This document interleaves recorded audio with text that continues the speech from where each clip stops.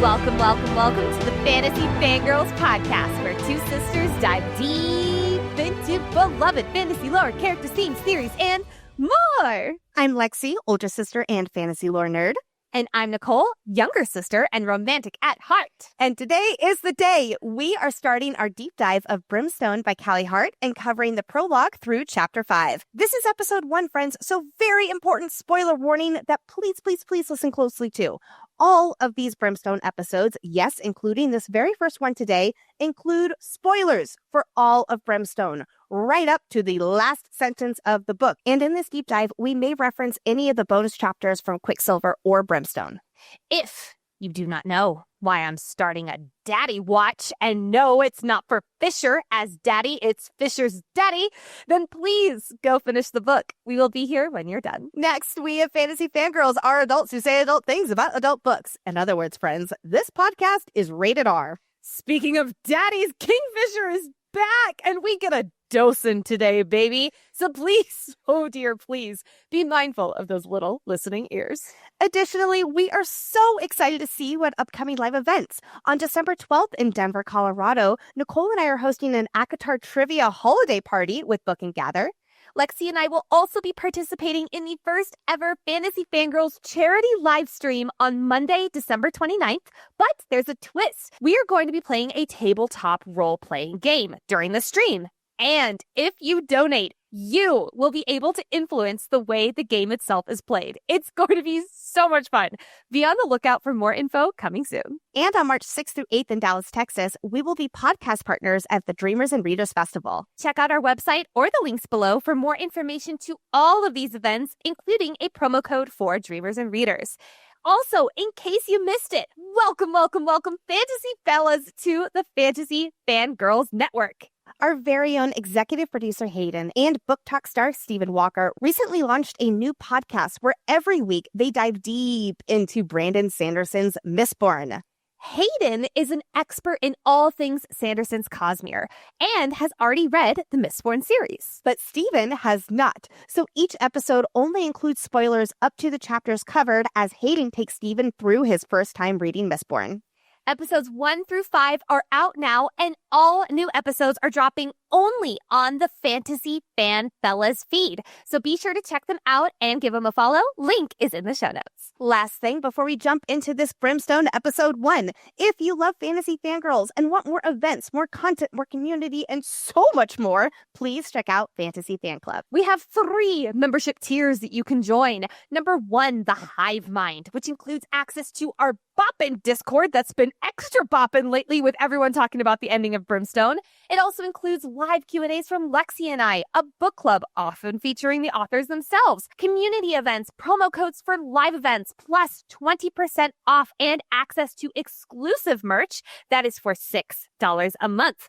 Or you can join the Spice Watchers, which includes everything from the Hive Mind level, plus early access to ad-free episodes, our full episode outlines, and special voting privileges. That is for $10 a month.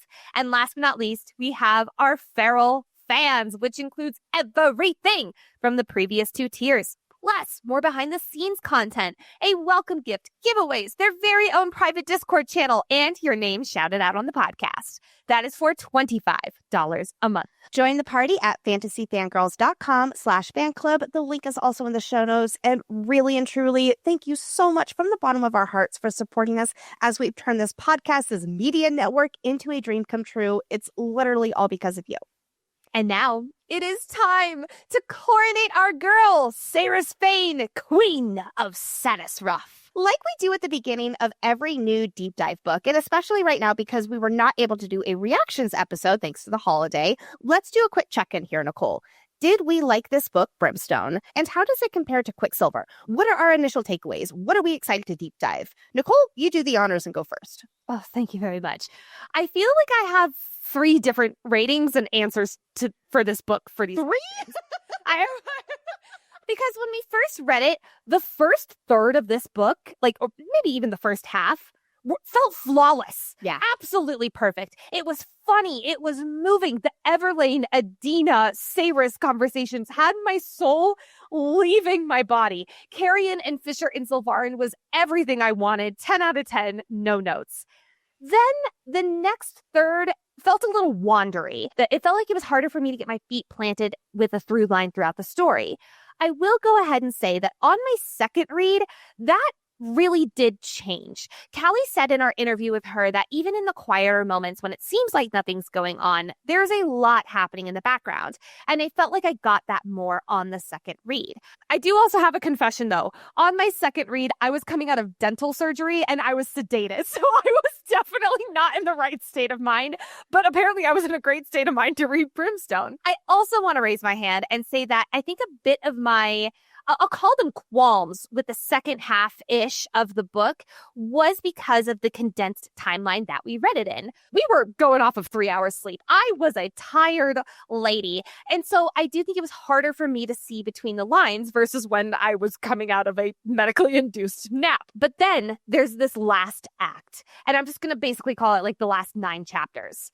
Because what? It had me rethinking everything I know about this series. We get Fisher's real name, and it's perfect, especially because it's Gray Star. I knew it was something with stars. I feel so validated. The Onyx storyline had me wanting to throw a pillow and rip it open Hulk style. Thank God our furry friend was brought back.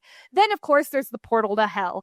Everything in Diaxis. It was perfect. The last sentence had me rereading this book and now wanting to go back and reread Quicksilver with a whole new set of eyes. So for this reason, I am going to give this book a 4.5 out of 5. Originally, I had it as a 4, and the only reason I'm not giving it a 5 like Quicksilver was because of those few moments where I felt like the main goal was lost and a little bit muddied. But for lore expansion, magic expansion, characters, their backstories, Carrie and Swift, that would be a 5 out of 5 on the board. It's really just the storyline that's dipping the rating down a little. I do reserve the right to change my mind during this deep dive, because even with just one, I'm almost through a third reread under my belt, it was already bumped up from a 4 to a 4.5. So I could see it going up more. Even just reading the prologue for the deep dive had me highlighting every other freaking line with foreshadowing and theories. So I'm really excited for what this book is going to do to my brain with the deep dive. All right, yeah, definitely. And I think that you and I are aligned on quite a bit of that. So first things first about Brimstone for me, it secured Kingfisher as my number 2 book boyfriend, which if you all know me, that is a huge deal. I have never had anyone besides just my number 1, which is still Cassian, of course. But he's like way up here. And Kingfisher's like, I won't say close to him, but he is way closer than anybody else has even come close to being close. I love the way that he supports Saeris. Such dirty, feral words come out of his mouth, and that he's also such a supportive partner for her well-being and her independence and her strength and her happiness. Oh, I just love it so much. What diversity. I love the quiet moments between him and Saeris too. I know that you mentioned that as well, that Callie had brought up to us, and I really did see that through this book. I love how Kingfisher expresses his love for his mate and getting so much more of his POV in this book. I felt like it was very lust forward in the first book with Quicksilver, and in this one there was a lot more quiet moments and them really figuring out why they love one another too. And I really did love that. I also really appreciate how the dynamic between Fisher and Carrion evolve, and especially how Fisher's perspective of Carrion changes. He starts to respect him and take him seriously sometimes. And he even gives him a hug. That part was so adorable. Speaking of which, Carrion's character and story arc just make me so happy. It's the reluctant leader trope. If the reluctant leader said, "I really like your horns," as his first declaration to his people. Oh my goodness, it's just so Carrion and I love it. Callie fed us more lore and filled in some gaps from Quicksilver nicely. The world building expanded, but it didn't feel overwhelming. There was a lot going on in this book, but I felt like I was able to follow the lore pretty well, and this would be perfect for a deep dive as well here, which I'm really excited about. Certain elements of this world's magic just truly captivate me. I love the little details and magic, like the paper birds that turn into Adina's journal. That might be one of my favorite magical moments in fantasy. Just all of the vampire politics and their society I find so fascinating.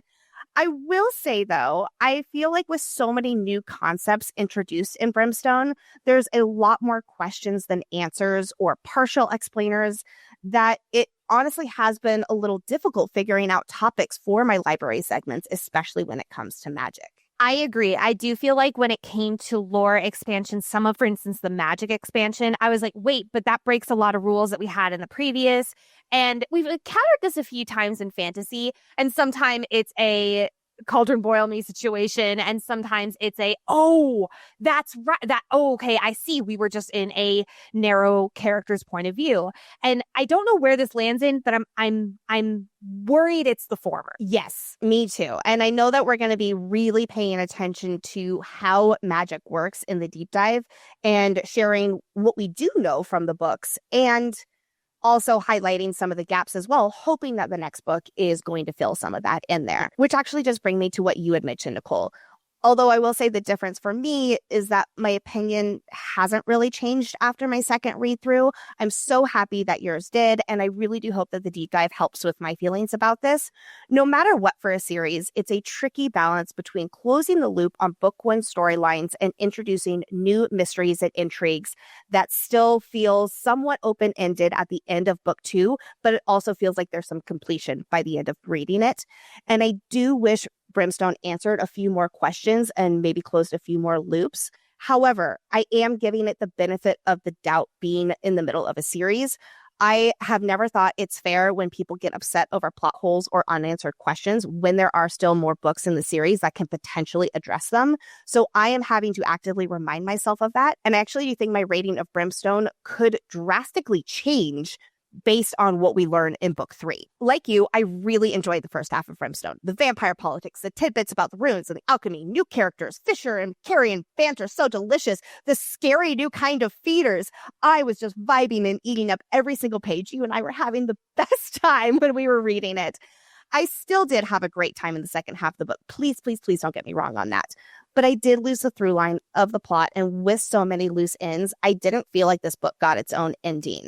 I guess I just didn't feel like I finished the book, if that makes sense. In the last third, I kept waiting for a big climax that the story had been building up to, and I didn't feel like I fully got that. So right now, Brimstone is a 4.25 rating for me. I was like, I can't quite put it at a 4 because it really is better. There are so many great 5-star moments in it. And I really do love the story as a whole. So I can't put it at just a 4, but it's also not quite a 4.5 for me. So I'm putting it right there in the middle there. I will say my rating for Quicksilver went from a 4.5 to a 5 during our deep dive. So it is possible that it'll change here too. I'm just really excited to keep exploring this world and characters in this deep dive. There is going to be so much fun theorizing and highlighting favorite moments. Definitely. I think you and I are very, very aligned, even though our second read gave us some different vibes. The root of all of our vibes are still very aligned, and I'm really excited to see where that goes during the deep dive. Me too. Me too. To start off every episode, Nicole does us the honor of summarizing this stretch of chapters. So gather round as we sing Laura's ballad to discuss what happens in the prologue through chapter 5 of Brimstone. Prologue. Wading through the shadows, our favorite wolf is in pursuit to track down those who would harm his mate. So cute. But Saeris isn't the only one who needs protecting. Glancing out the windows, it's not what he was expecting. The mountain he crossed is treacherous at best, but Onyx is here, having passed the ultimate test. Kingfisher and Carrion ride like the wind to save the poor fox before he becomes Din-Din. Our sweet fox friend is hurt after his great adventure, so Kingfisher uses his healing magic, an unrefillable tincture. Chapter 1. Staring in the mirror, Saeris looks at her body. Her new pointed ears, her canines makes her quite bahati. And Carrion agrees. He's not one to mince words, but he better look out or Kingfisher will send him back to the third. But sadly, there's no time to fuck out this tension, for Saeris needs to claim her right to ascension. Inside the vampire palace, it's not what they expect. Hidden in that obsidian, this place is decked. But there's no time to stare at the gold filigree. The Lords of Midnight are here to make this Fae party flee. Chapter 2. The Lords are not happy with their new future queen. Mere days ago, she still needed sunscreen. Zovinia goes off on a rant or three, but about how these people will never give Saeris the knee. Not Aerith, no, this religious zealot is all too happy. Little does our crew know that he's being quite scrappy. But there's one small issue that still needs to be addressed. Saeris needs to drink blood before the coronation can progress. Sensing her torment, Fisher offers himself as a meal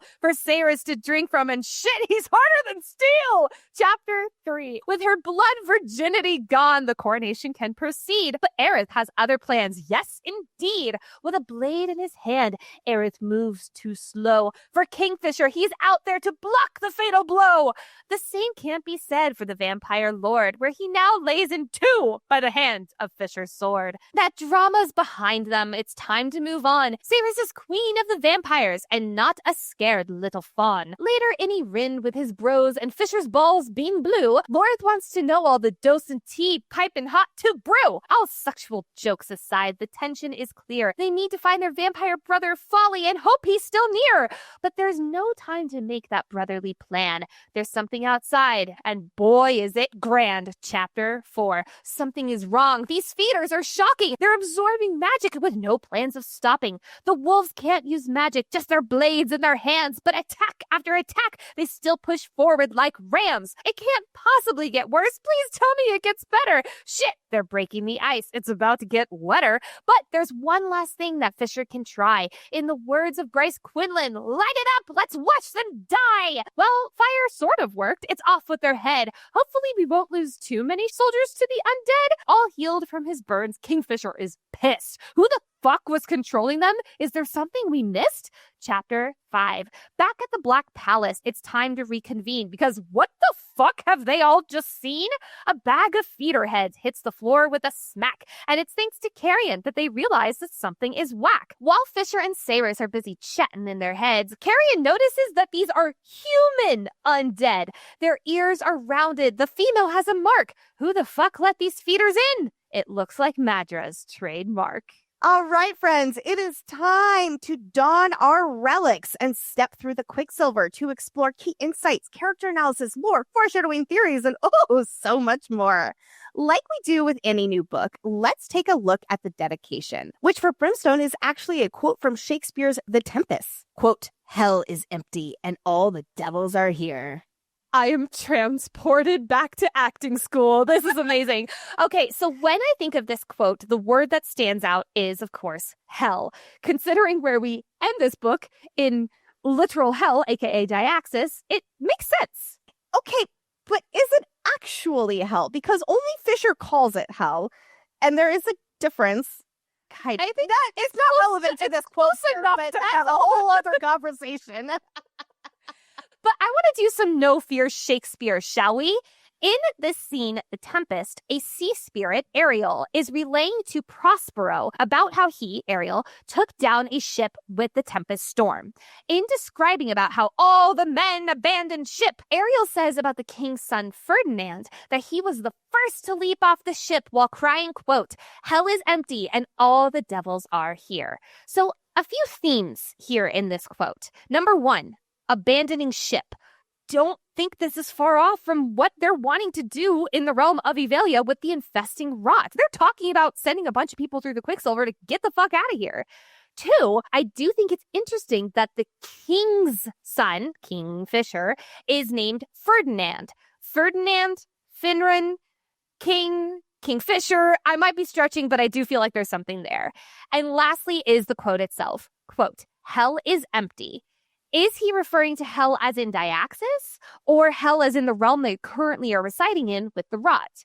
And then there's the second part, quote, "All the devils are here." I think this is directly referring to all the devils living in Diaxis, Fisher included.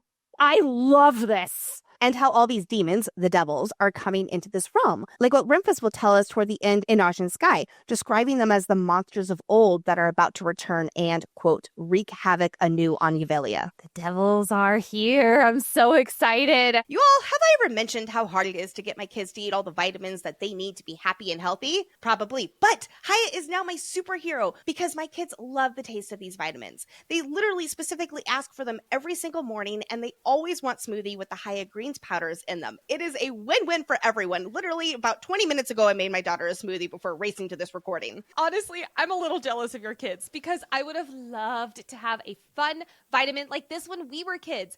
And are you tired of battling with your kids to eat their greens? Yes. Hi. Hiya now has Kids Daily Greens Plus Superfoods, a chocolate-flavored greens powder designed specifically for kids, packed with 55 plus whole food ingredients to support brain power, development, and digestion. Just scoop, shake, and sip with milk or any non-dairy beverage for a delicious and nutritious boost your kids will actually enjoy. I can confirm that they absolutely do enjoy them, yes.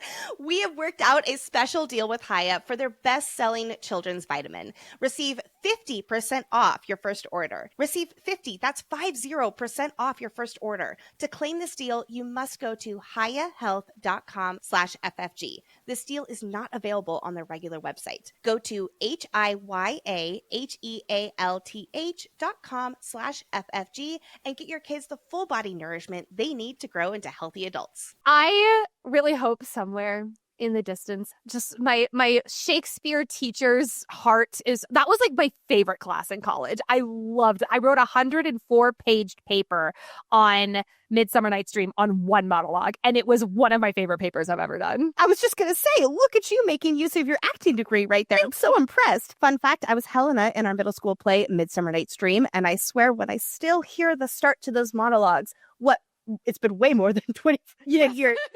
I still remember it. I remember so vividly you in that play. I can see your costume. I'm just so proud. From the opening with the prologue, Brimstone really sets the scene with the dangers of Amontreath and the contrast between the living versus the dead, which is going to be quite a common theme, especially with all the vampire stuff that we get in this book. Plus, I appreciate how it catches us up with what's happened in the past few days since Quicksilver's cliffhanger, while also throwing us right in. When an author does that well, it deserves a shout out. So go, Callie. Oh, and regarding the prologue, I love that we are immediately in Kingfisher's POV. This is the first time we've gotten his POV in the official book. Before, it was only bonus chapters. And that it opens describing how wolves are part of something larger in a pack, but can also survive alone too. We already closely associate Kingfisher with wolves, so talk about an upfront metaphor. And from the very get-go, it summarizes Kingfisher in a nutshell. He's both a pack leader and a loner, which more often than not equals self-sacrifice. I also want to point out that on the first page, our very first sentence in italics is a few paragraphs down, and we get a mention of the gods. It's perfect foreshadowing that our eyes are supposed to lock on that sentence, and that Fisher is literally a half fucking god, which is the first time I'm going to say that out of a million in this deep dive. While we are on God's symbolism, Fisher talks about how reading emotions is like tasting them on the air, and he's able to sense them better than most. Quote, they, meaning humans, felt everything so rudely, right out in the open, with no awareness of how their reaction might affect those with finer senses. Note that he does not say they with finer senses. He says those with finer senses, like half gods. And I want to point out, where have we seen this skill of scenting and tasting emotions before? In the bonus chapter, The Gate, Part 1, Baal and Mithrin are the twins who literally taste Fisher's emotion of fear, unmet potential, and love. They're tasting and sensing these emotions just like Fisher here. So I love this connection that he has to the gods.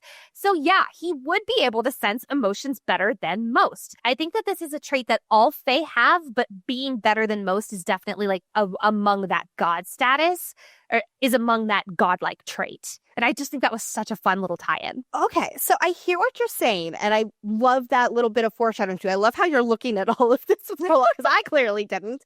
I do want to challenge you on what we know about tasting and sensing emotions from others too.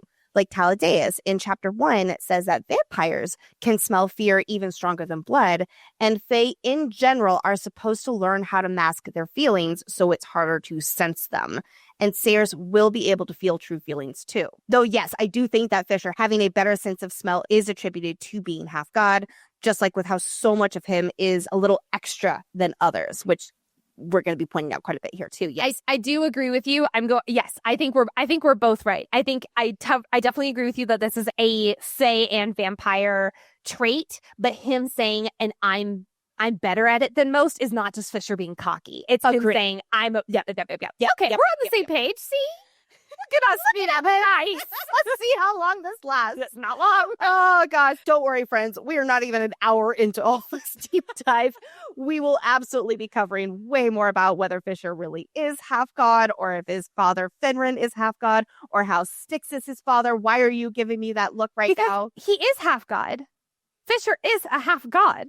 That is so on about the page. Fenrir. Fenrir, I'm still out on. Like, I can't tell if Fenrir is half god and also just a child of Styx, or if Fenrir is Styx. That's why I have Daddy watch later on. Don't worry. We are on the same page, I think. We are, I'm sure. Anyway, what I'm trying to say is there is a lot to unpack with all of that, and we're not going to do it right now. Let's go back to these emotions that Fisher is tasting. Whose emotions is Fisher tasting, though? Because this is a vampire whose eyes that had, quote, probably been blue once, but now they flashed like ghostly opals. God, this writing. Now, could this be because his eyes are clouded because he's, a vampire? Sure. But what if there's another reason? Because these cloudy eyes are something we've seen in oracles, too, with Adina later and Malway in book 1. So could he also be an oracle? This is going to be really sad, but I think it's a description of him being ready to end it. Okay, well, I have another option. It's less surprising. We've already established there are other people with cloudy eyes from book 1. But I have another one to pull out. Keep going. Because the next thing that the vampire says is, quote, you've, ... ruined the velvet. Now he has a velvet waistcoat, so he could just be very concerned about his fashion. But there are multiple instances of velvet in the scene where Tal basically kills and cures the vampire court. So I could also see this, you've ruined the velvet, be foreshadowing. And I don't know if it's him being an oracle. Maybe this is just literary foreshadowing that I am pulling way too much out of. But I could see this being foreshadowing for you, meaning you, Fisher, you, your mate, you, your crew, ruined the velvet. You ruined the velvet of the vampire court. That's my velvet. We are trying to do this deep dive in 7 episodes, Nicole. I'll just say, challenging second, as a way to show how he's feeling in his final moments. Like, he doesn't mind that he was stabbed, but like, oh, the velvet. Like, what a silly thing to focus on, but that's the point, because he's not focusing on losing his life, and this was all he knew what to say. What if we're both right? What if he's feeling that way, but the literary symbolism is you've ruined the velvet meaning the vampire court? Sure. We quickly find out how dangerous it is to be here for the living, from little details that I just find so fascinating, like how the living's emotions give off an energy and a sense, like we were just talking about. And the vampires don't give off this smell because they don't have a beating heart. The only time they have this smell is if they've just fed from the living, and it's actually the remnants of the spark of life from their victim. As messed up as this is, these are the lore details that I live for. No pun intended. Our hearts race as we see how dangerous it is for the living. With the big chase to save Onyx, the sole living little creature the feeders are desperate to devour, as well as the horses, because, yep, Bill's back, having to stay 500 feet away with metal doors to protect them. Or how Fisher can't get to Saeris' quarters without losing count of how many vampires he has to kill on the path up there. Can you imagine needing to get like a glass of water? Who after like, oh great, now I gotta go on a really crazy killing rampage to go for a glass of water. Just kidding, I'm sure that they have water in their chambers, but you get what I'm saying. I don't know. Do they need water? They need blood. The point is, this all feels like a very big deal that Fisher is having to kill a lot of vampires because all they want to do is kill them. But it's just practically normalized here. Yeah. Then there's Carrion, who obviously never stays in his quarters like he's supposed to, disregarding all of Fisher's insistence. Because, yes, as he says, he has his reasons for needing to stay here in Sanis Roth. Since he doesn't want to be king, Nicole, do you think it's because he wants to be close to Saeris? With what he admits about loving her but not being in love with her? I think so. I think it's because he wants to protect her. I agree. I think that he really feels his loyalty to Saeris, where he feels a responsibility to stay close to her. That's my guess for his reason. But we're being very clear. It's not from a place of him feeling like he's in love with her. It's like, I love you so much like a sister, so I want to stay close to you. That's what I've gotten from it in a Syrian way. Is it like he really does love her and admires her and respects her, but again, it's not that like, oh, I want to be inside you kind of love. Oh, madam. No, well, I mean, I'm sure he wouldn't miss the opportunity, but you know what I'm saying. Yes, I do. I think that this is also where he feels the most useful. No matter where, Carrion feels very out of place right now. He doesn't have any place of belonging. And so he might as well be here where he feels at least the most useful for Saeris, and he can feel like he's upholding his end of his responsibility to her. Bottom line, with all these dangers though, just because Saeris is about to reign over this territory and become its queen does not mean that our crew is truly safe by any means, or that the vampires and feeders are suddenly under Saeris' control, which is clearly not the case from page 1, at least not yet. But back to Onyx running for his life. I need to give our favorite little fox all the love for crossing the treacherous Omnimiran mountains, racing toward his girl even when he is broken and injured and tired. Onyx is the best furry friend ever, and I just love him and his determination and his big heart so, so much. It just makes me so happy seeing how Fisher relates and even connects with the little fox over their love and devotion to Saeris. It's like while Fisher was warming up to Onyx and Quicksilver, now is when Fisher respects the little fox for what he's done. Now he's trying to get to Saeris. Now it's my turn to be the Debbie Downer, because I think a huge part of this prologue is foreshadowing for Onyx's death. Oh, absolutely. Thank God our furry friend gets cured twice. You all, I cannot even begin to tell you how much I cried like a baby during that. Oh my God. You were crying. I was ready to throw things. Like, I was so mad. Thank God Onyx was cured. I'm not ready for that part of the podcast. We're ignoring that. That's not real. Now, this healing is unlike how Saeris will cure him later this book, where she will call upon one of her alchemist magics, because yes, that confirms she has more than one. But here we see Fisher use his small magic. But here's the kicker. Healing is part of his small magics, which he got from his mother, and it is small indeed. His well of small magics, he has like almost a tiny little bit of healing magic that he almost depleted when he was young, and he fixed it. He's fixed his broken thumb. I loved that tidbit. But this is a finite resource, so he will never get any of those small magics back, and whenever he uses them. His healing well, when he healed Onyx, has now been completely depleted, and he will not be able to use it again. Why would he do this? Because his mate is sad and he can't bear it, and because he's not ready to admit, but he loves this fucking fox. Not only is this major foreshadowing for Onyx's death, but also for Saeris sacrificing her undo magic gifted to her by the Hazrax. She can't believe Fisher right in this moment would sacrifice this tiny bit of healing magic he has for the fox.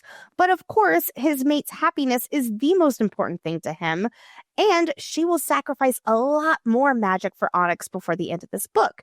They both just love this fox so, so much, and Fisher will completely understand when it does come to that big moment, because Onyx is family. He even says he is family. This little fox would do anything for them, and they for him. Oh, I'm not ready to cry yet. I will be a weepy mess, and I don't even have a pet. I do want to pause real quick, because while we're on this extra insight to Fisher's small magic, we also get an extra insight into Fisher's shadow magic.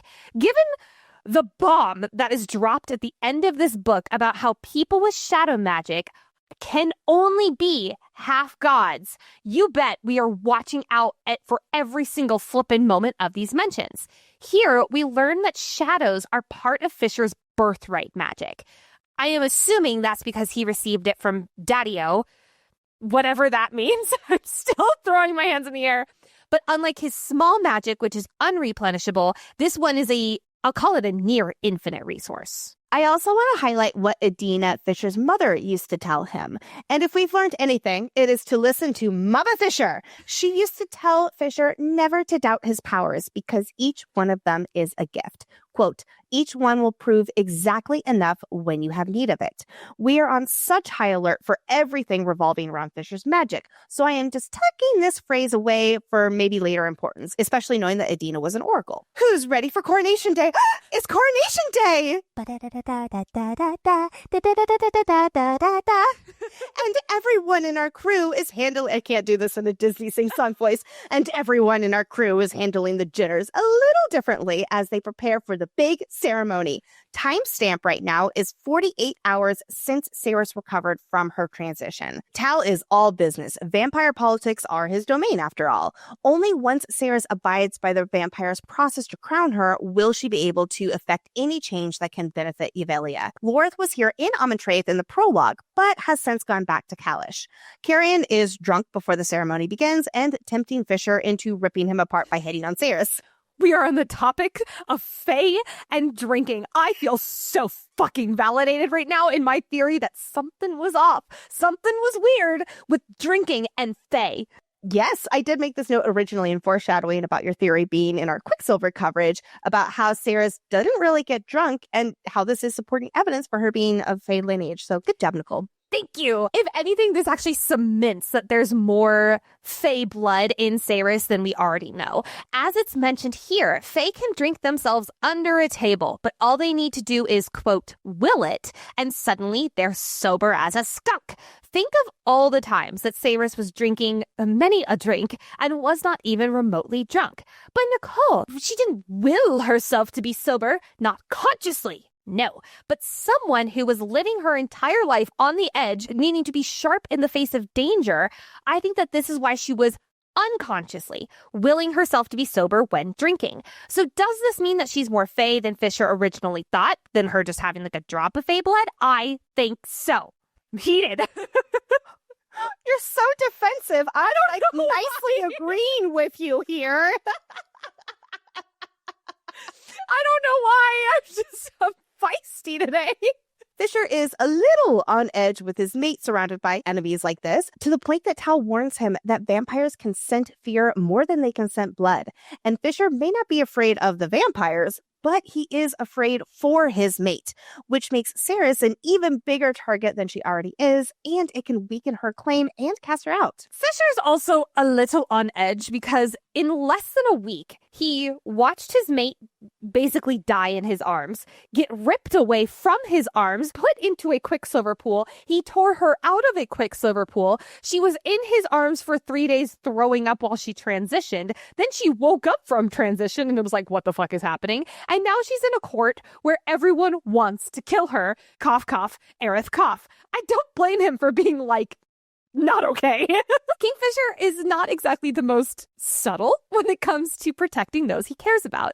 And I will give him major points here because with what looks like a chain that he wraps around Saeris' thigh, he actually ties around a silver garrote. What's a garrote? I'm so glad you asked because I was literally researching this just a couple months ago for reasons. A garrote is a type of cord, chain, etc. used to strangle someone. Thank you. I actually did not know that. And it does not surprise me whatsoever that you do. And this garrote is pure silver, meaning that the vampires cannot touch it without burning or hurting them. Not Saeris, though. The silver has no effect on her. Same with iron, which basically means she's indestructible when it comes to that. Go, Saeris. As a reminder, our story's FMC Saeris is now half vampire, half fae, thanks to Zarth, the god of chaos and change, taking the opportunity while she transitioned into a vampire to become something entirely new. As a vampire-fae hybrid, the universe cannot focus on Saeris because it does not recognize what she uniquely is. At the climax of Quicksilver, Saeris cut off Malcolm's head, off with his head, with her god sword, Solstice, but not before he sunk a fatal blow into her stomach. The only way to keep Saeris from dying was for Taladeus, the second most powerful vampire, to bite her, and thus she could transition into a vampire and survive by becoming the undead. That is when Zarth pulled her through the Quicksilver, cut Saeris and Fisher off from the threads of the universe, and turned her into half fae, half vampire, instead of fully vampire after being human, as what would have happened if only Tal bit her and she did not go through the Quicksilver to Zarth. Malcolm was the only vampire king forever. And he obviously did not provide any heir or process in case of his death. So the vampires have adopted the Fae Court rules. Since Malcolm did not have an heir, because again, he intended to live forever, the one who killed him was now the rightful ruler. And since Saeris killed Malcolm, it is time for her to be coronated as the vampire queen. However, this was all as much a surprise to Saeris as it was to us readers at the end of last book. Starting in Brimstone's prologue, it is clear Saeris is nervous for the part that she has to play thanks to the hand she is dealt. When she killed Malcolm, taking his crown was not on her bingo card. She sliced off his head for survival, for vengeance, for justice, having no idea it would lead to being crowned queen of the undead. As much as she doesn't want to be queen of the vampires, Saeris also recognizes this as an opportunity to stop the war, save lives, and improve conditions for people. Which was something she never, ever thought she'd be in a position to do, especially back in Zilvarin as a thief, where people were oppressed by Madra's rule, and she was an impoverished thief just trying to make it day by day. Now, she feels a sense of responsibility and empowerment for being able to spearhead change. Not exactly for the vampires she's ruling over, but more for the people the vampires and their feeders would have been attacking for centuries. And yet, Saeris still has hope for some of these vampires. For instance, they may be a product of their environment here, forced into servitude by Malcolm. She still sees redemption for them, which is why she won't butcher all the vampires once when she becomes queen. This would have eliminated the enemy once and for all, as several members of their party, I think it's Renfis and Lorth, are like, we should just eliminate the enemy once and for all the moment you become queen. And she's like, okay, I feel like there's like a little bit of middle ground here for us to do. But no doubt, most of these vampires are as evil to their core as Malcolm was, as Fisher is well aware of. No matter how unlikely or unwanted this position of being queen is, there's no doubt it is an incredible opportunity for the Fae as a whole, minus, Bellicon. It is way better for Saeris to accept her role as queen than for one of the evil vampires to step up and take the crown in her absence, which would have left them in no better position with no peaceful path ahead than when Malcolm was in charge. With Saeris in charge, she can stop the bloodshed. She can make Kalish safe enough for Fisher's people to return home without the threat of feeder attacks. Although, as she will think to herself in Chapter 5, Saeris is very self-conscious about being a queen when she knows how much disdain Fisher has for royalty. She's really self-conscious that he's calling her Your Highness. And she's like, that's not really a term of endearment here. He's not meaning it as an insult, though. I should make that very, very clear there. I love the full circle moment when Saeris explains that she's been getting a crash course in vampire politics over the past 2 days. And this time she is actually paying attention. Unlike when she did not give two shits back at the Winter Palace when studying with Everlane and Rosarius, who was not mentioned once in this book, and I'm very worried for my boy Rosarius. I'm convinced Homeboy is dead. I'm very worried. Dead. You have to give him a little eulogy at some point. Oh my god. It is time for a fit watch. And oh, what a fit watch it is. First, I love the very first description of her dress. Quote, "The dress was made for sinning." Oh my God, that writing is stunning. What a perfect Chapter 1 opening line. After what we were left with, it felt so perfect after the cliffhanger for Quicksilver, and then let's just not pretend like the prologue was there, and then boom, Chapter 1, we got that. Chapter 1 openers are so important, and if that was the first line of a first book, I would have been so locked in. Oh, it's so good. This black sheer strapless dress has a slit up the side so high, Lexi. You know what? She cannot wear underwear. Thank you, Callie Hart, for making Underwear Watch clear and to the point. I'm so grateful. I immediately think of you and your Underwear Watch every time I read this. For listeners who don't know, specifically in our last deep dive with all the fit watches, there were some major concerns about where underwear was. If there was underwear, no shade if someone doesn't wear underwear under the dress. No, nothing like that. We're talking logistically. This is a different type of dress for Saeris. She hated wearing dresses at the Winter Palace because they were floofy and just all round not her. But this dress, she feels like she's putting on a part. It's this role she needs to play to be the vampire queen. And she feels fucking powerful, and I love it. This dress also reminds me of the ones that Adina has made or had made for Saeris.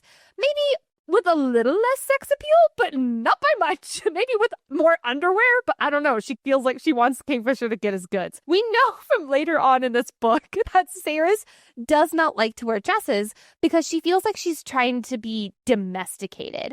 But as Kingfisher will say in one of my favorite moments of the book, they are not a way for her to be told to sit back and let the men take care of things because we wear pants. No, the dresses are an invitation to be many things. She can be a badass with fighting leathers, and she can also be soft and feminine in the dresses she picks. It is not one or the other. They're all allowed to be Saeris. Here, we see Saeris adopt a dress that is not a way to soften, but has a new queenly strength about it, which is another aspect she's allowed to adopt and still be wholly herself. But there's one thing that would not complement this fantastic fit, and that is Solace, Saeris' god sword.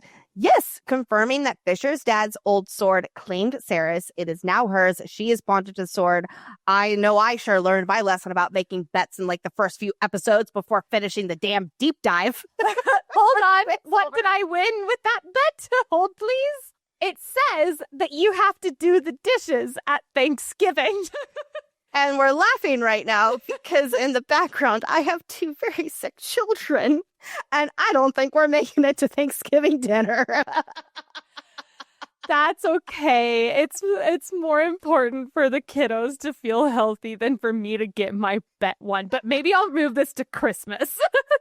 We'll figure something out. We also need to figure out a whole lot of other things with our bets because there are a lot of things that are not confirmed, but I'm like 99.9% sure that I won. That's a we will ask Callie question. And if she answers them, then we will consider them won. We've all been there. You have the best intentions of getting your loved one something thoughtful, something unique for the holiday season. And you end up losing track of time and you have to go the classic gift card route. Wow, just at me, why don't you? That is where Aura Frame comes in. Aura Frame is the perfect gift that allows you to put all your favorite photo moments to the forefront. The Aura Frame makes displaying your favorite photos easy. All you have to do is download the Aura app and connect to Wi-Fi, meaning you can keep adding photos to the digital display from anywhere, anytime. I have mine right in front of my sink, so as I'm doing the dishes, I can see photos of Brett and I's just life happen in front of my eyes, and it has been one of my favorite things. We do not hang up photo frames because that takes so much flippin' time. You know what doesn't take time? Uploading photos to an app that are already on my phone. It's so easy. I want to give this to everyone. My in-laws have one, and it's so easy for us to send them photos too. For a limited time, save on the perfect gift by visiting auraframes.com to get $35 off Aura's best-selling Carver matte frames, named #1 by Wirecutter. That's the one that Nicole and I both have and absolutely love, by using promo code FANTASYFANGIRLS at checkout. That is AURAFrames.com, promo code FANTASYFANGIRLS. This deal is exclusive to our listeners, and frames do sell out fast, so order yours now to get it in time for the holidays. And please be sure to support our show by mentioning us at checkout. Terms and conditions apply. You see, if Saeris wears a sword on her person in this vampire court, it makes her come off as weak. The queen should not need a sword to protect herself, and if she thinks that she needs one, whoop, that does not bode well for her. Plus, Solstice is like half of Saeris' size, and the sword is a little big for her. That's what she said. So as a compromise, Fisher arms his boo with a dagger. Way more subtle, but she can still defend herself if necessary. We cannot get too far into this deep dive of Brimstone without turning our attention to Taladeus. We begin to get a peek into this connection between Tal and Saeris, with him being her vampire maker. She can sense his emotions, especially pick up on his sadness. Oh, poor Tal, or sometimes feel him wake up on the other side of the palace. I also love later on when she describes like his echoes of memories, like she can feel his memories, but she knows that they're not hers. I love Taladeus so much. Yes, my whole Tal is evil theory did not live up, and you know what? I'm totally okay with that. For a moment, I thought it was going to, but I digress. I remember that. I was like, oh my God. It's okay. There were a few moments that I thought Malcolm was going to pop up. I was... Same. Tal is basically biding his time before he can extract revenge on the entirety of the vampire court. Because of what his life has become, he's sad, so sad. And he knows that someone now has access to his emotions. And I'm assuming also he has access to hers, which adds another layer of sadness to this because Saeris has this love. She has a mate, and Tal never got to have that. Instead, he followed this toxic woman, Xavenia, to the vampire court, and now he's paying this millennial-long price. Side note, though, I do love about how when she sees Xavenia, quote, my brother would have fallen in love with her on sight. Stunning foreshadowing for how Tal feels and how he feels like he was naive and foolish for following Xavenia to the vampire court.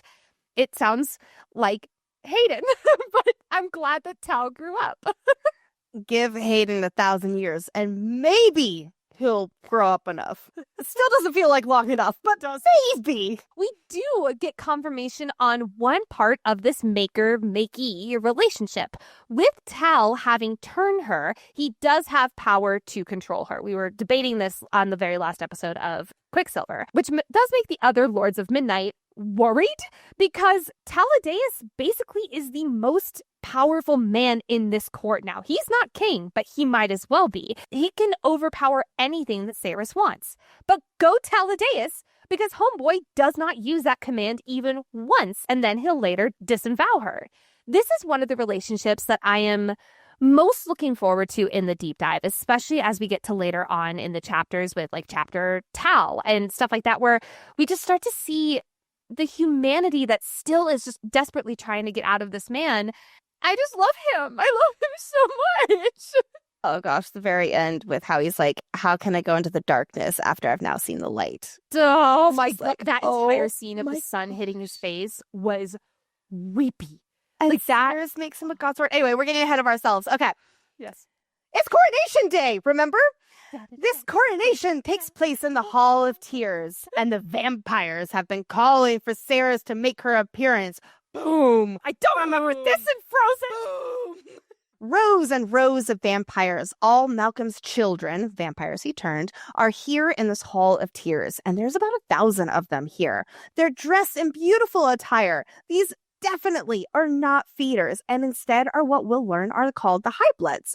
This Hall of Tears is quite the room to behold, and the name Hall of Tears makes me think about Madra's Hall of Mirrors. Even though the two rooms serve very different purposes, like there's no Quicksilver pool in this gigantic hall, and the Hall of Mirrors has been closed up since the Quicksilver stilled, both are called the Hall of Blank, and both its rulers are part of the Triumvirate, or were part of the Triumvirate here in Malcolm's case. Doesn't seem like Bellicon has a similar hall, though. The one that we didn't learn the name of his hall back at the Winter Palace at the beginning of Quicksilver. I could see that hall with Nom Nom Nom Nom's skull in it being the Hall of Blank, but because we were so in Saeris's what the fuck is happening POV, I could see Callie being like, it's not important for Saeris to know this because she would not want to retain this information in this moment. Yes, I could definitely see that too. This Hall of Tears has grotesque faces carved into the obsidian pillars that hold up the vaulted cathedral ceilings. Torches with even light flames cast the walls in a white-green glow, and there's gold curtains with scenes of all manners of sin and debauchery stitched into the heavy velvet, watch Nicole, fabric. See, all the velvet is associated with the vampires. You ruin the velvet is you ruin the vampire court. I love how later it is explained that there is this mournful wail consistently echoing off the columns of this room. While it's never stated again, I don't think the person crying devoid of any all hope or whatever is going to be important to the story. But I do think it's really, really cool element of world building, unless what if this is the gasping woman and now she's the wailing woman? I was very worried about whoever this crying person is. Is it part of the magic of the hall? Is it a future meal? Yes. Does it possibly relate back to the Hall of Mirrors? Probably not, and this is just a description to show how eerie and miserable this place is. That's what I'm leaning towards. At the head of the room on a raised dais is a stately throne made of black stone. And before this throne is a platform with a mosaic of a 5-pointed star, with a Lord of Midnight standing and waiting at each of the star's points. As Talladais explained to Saeris and us readers, vampires are sticklers about their rules and traditions. Because yes, they are monsters, and they need these regulations to, in so many words, stay in line and have order in the society that Malcolm built. Let's talk about some of that order. One of the rules being the Law of Ascension. The 5 vampire lords, the Lords of Midnight, that rule under the monarch are bound by this Law of Ascension, meaning they cannot outright kill Saeris until they have to acknowledge her ascension to the throne. Then they can steal the crown. Looking at you, Aerith. But immediately after Saeris is coronated, until she speaks anything to protect herself into law, she will be vulnerable, which is why Aerith will seize the moment that he will have shortly. This vampire court is ruled by 5 Lords of Midnight who serve beneath the monarch. It doesn't matter their gender, they are all called lords. And Malcolm gifted each of these Lords of Midnight a ring that is a source of power. Each ring is supposed to contain an equal amount of magic, but it is rumored that Tal's is the most powerful. And yes, vampire politics is today's library topic, so we will go way more into detail about all of that at that time. Behind door number 1, we have Xavenia, the Keeper of Misses. Xavenia is a blonde-haired female originally from Lycia, like Tal, which is the southernmost Fae territory here in the realm of Yuvelia. Xavenia's hair is done in long golden braids, and she has a burning hatred towards Saeris in her blue eyes. Xavenia outwardly holds Malcolm in high regard, even calling him a walking god among the living.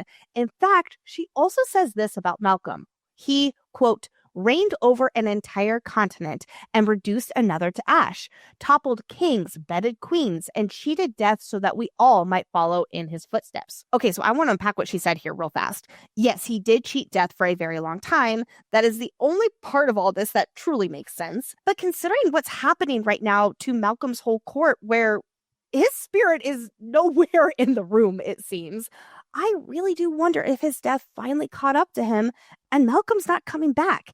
His Vampire Reign storyline, I don't know, it seems like it's kind of over after everything that happens with the court later in this book. Unless, in spirit, he is connected to these, what I'm calling super feeders, that we will unfortunately meet soon.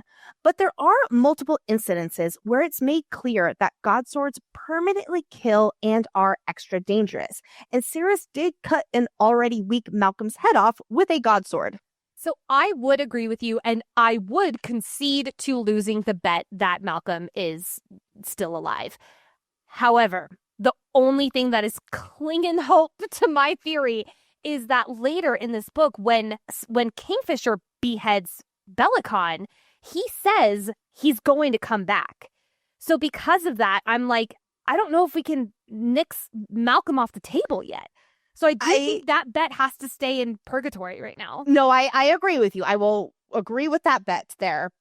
I will also say that Bellicon did not burst into blue flame afterward. Agree. Yes. But I will also go on to say that Malcolm was extremely paranoid, like with thinking that everybody was going to kill him. If he was so afraid of being taken out, he was not as immortal as he claimed he was. I think our bet is in purgatory until we get confirmation next November. All right. Sounds good. So we'll keep that one for insert book 3's title here. But that's not even why I brought up this quote here from Xavenia. I want to ask questions about what else she says here about Malcolm.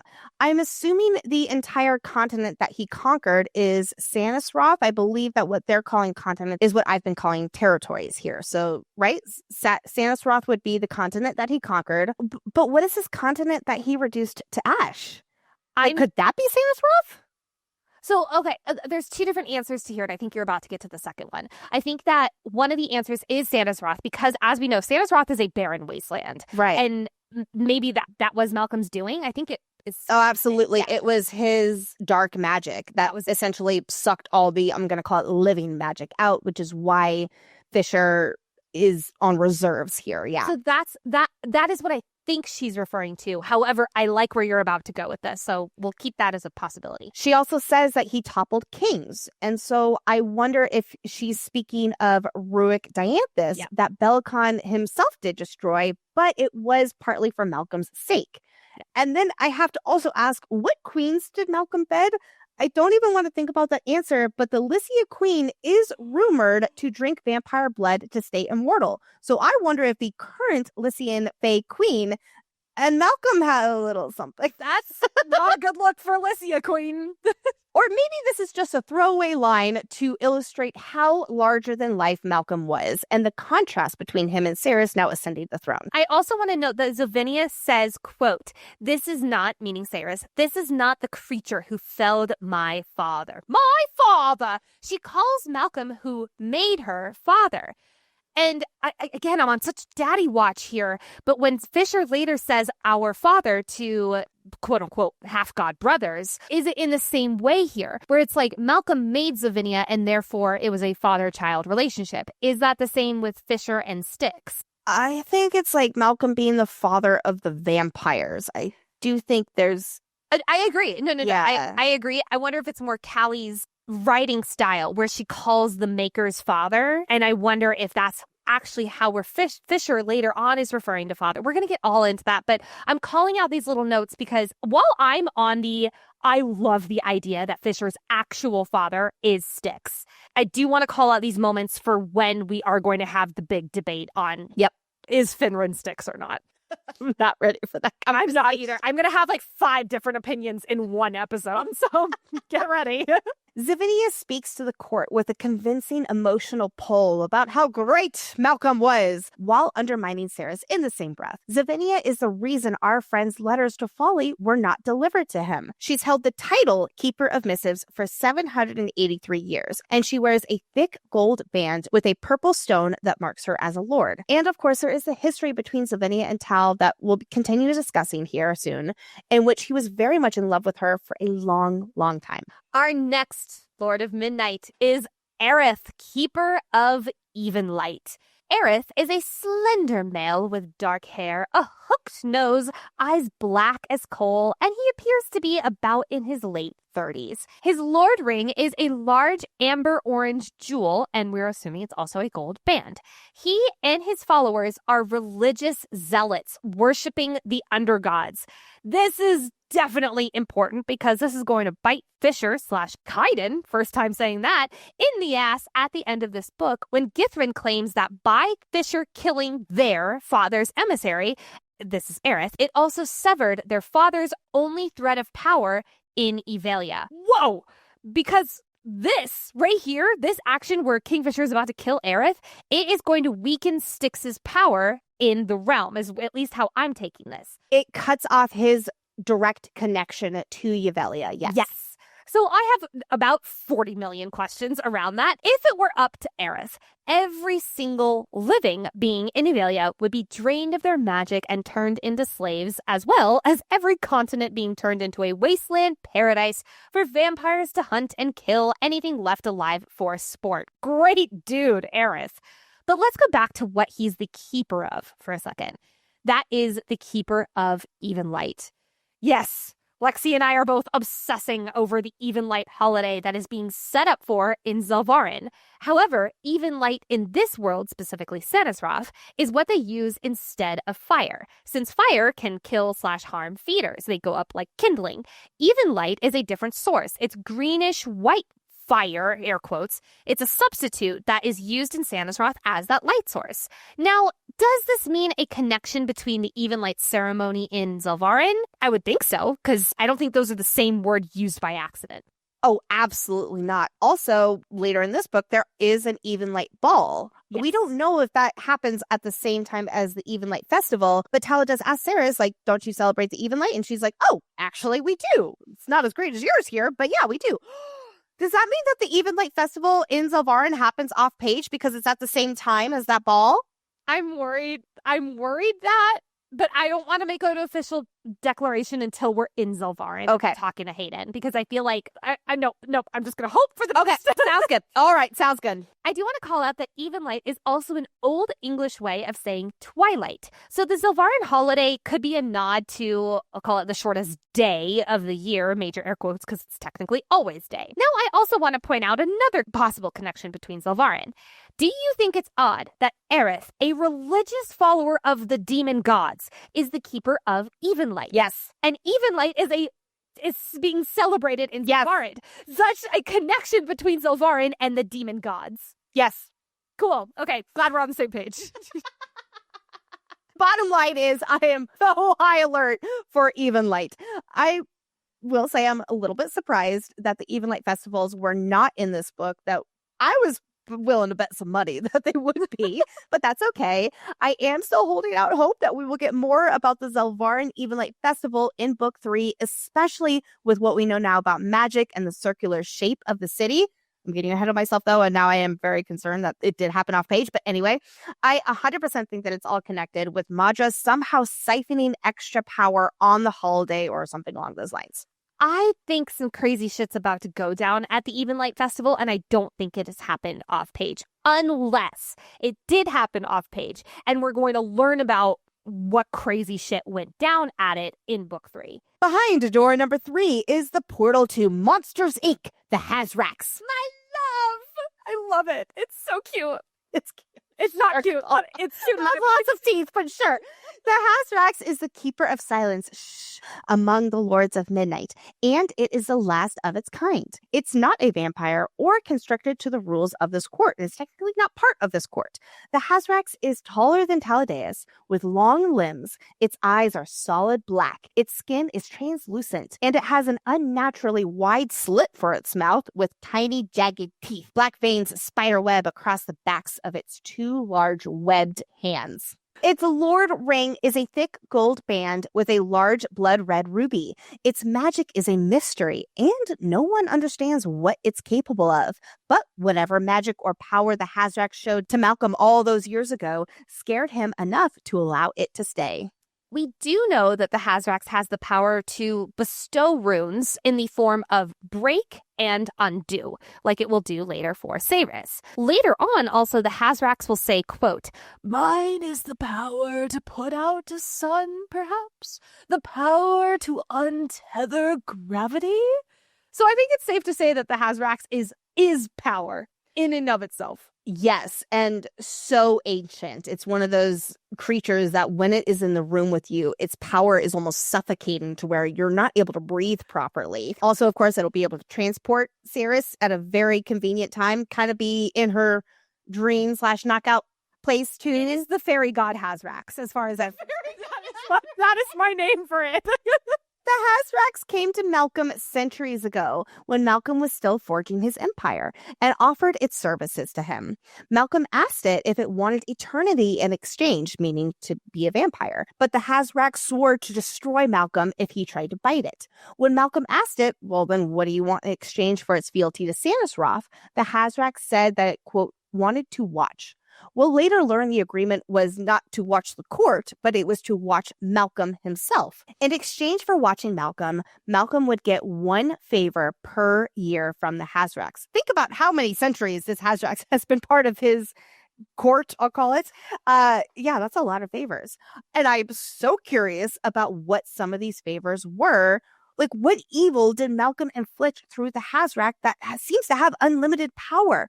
Is this one of Malcolm's secrets to how he became so powerful? Oh, I love that. Maybe we can ask Callie. Maybe she'll answer that. It is rumored that the Hazrax doesn't even leave the Hall of Tears, nor does it eat or sleep. It chooses to speak to very, very few people. And overall, it just watches. Kind of feels like a character out of Dr. Seuss or something. I love it. I love the Hazrax. The fourth Lord of Midnight is Alget. She is Keeper of Records and is much smaller than the rest of the lords. While she looks much older than the others, she looks very elderly. She is actually the youngest Lord of Midnight. She has a thick mat of gray hair that obscures her rotten yellow teeth and cloudy eyes. She has frail wrists and gnarled hands. Her voice is also described as cracked like the reckoning wind howling across the dunes around the Silver City. Again, writing. Oh my God.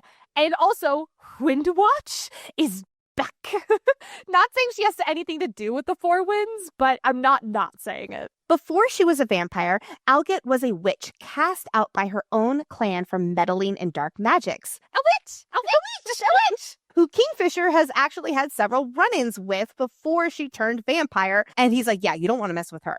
So yeah, good to know about this character, Alget. Pure evil runs through her veins, and she is not to be underestimated. She also has the power to listen to the thoughts of those around her, including when Saeris and Fisher talk via their bond. She's such a busybody. In fact, when Alget's cloudy gaze locks eyes with Saeris, Saeris suddenly remembers various memories.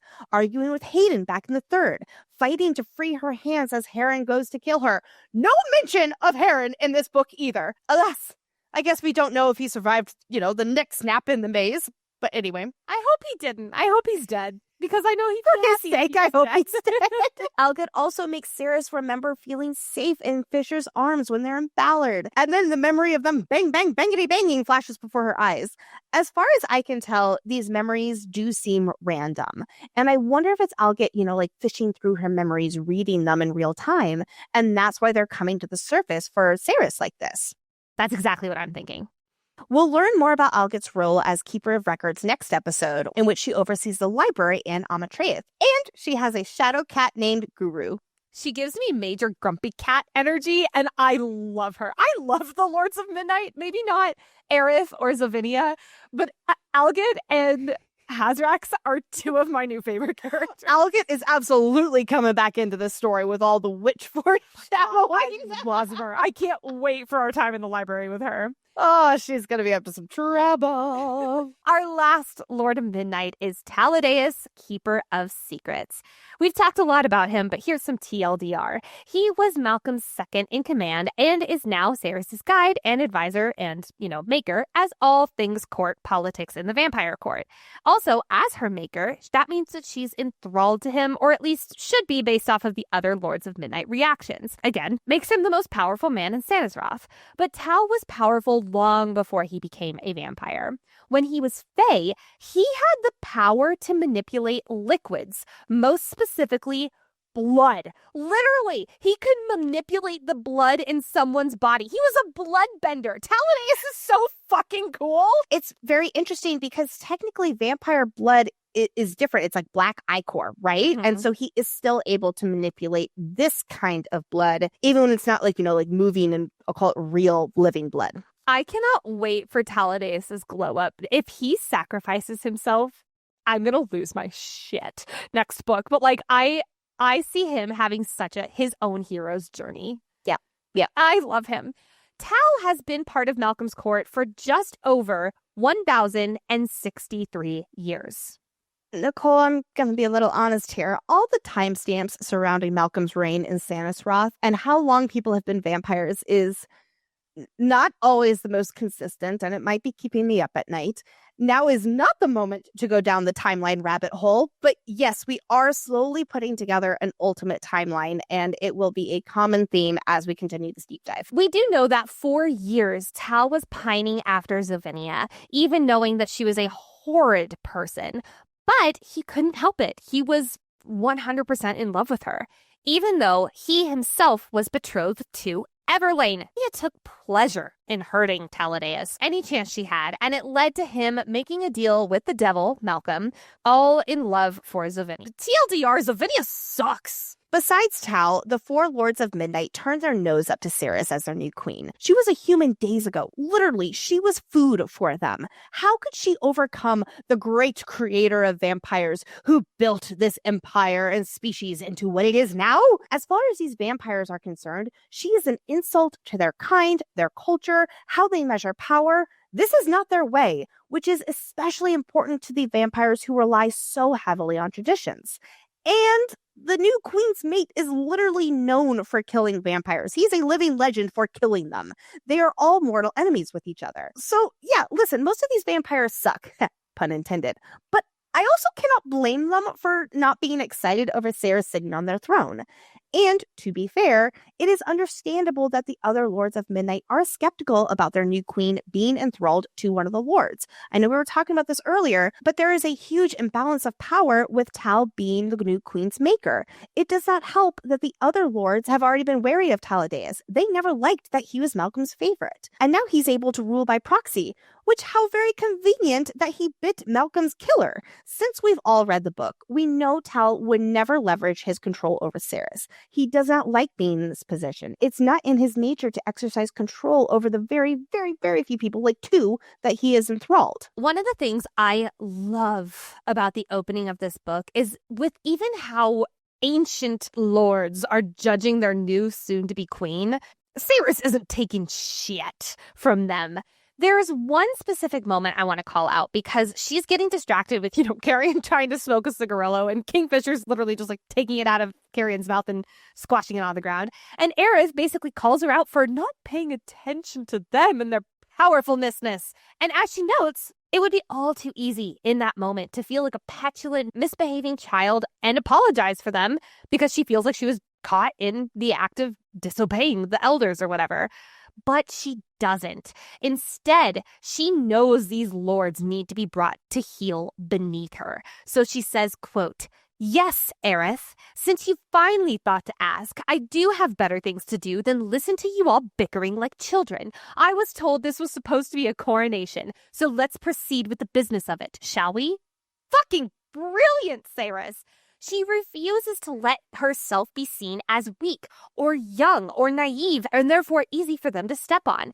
So instead, she's asserting herself as queen of the realm by taking them down a peg with her words. Fucking perfect. I love seeing her sass as a thief just trying to survive from the opening of book 1 to this transformation. Still the same Saeris, but in a whole new role, having to exercise that swag and confidence in an entirely new way with new people. While Callie was on tour for Brimstone, someone asked her what the main characters would do, like if they had real people jobs.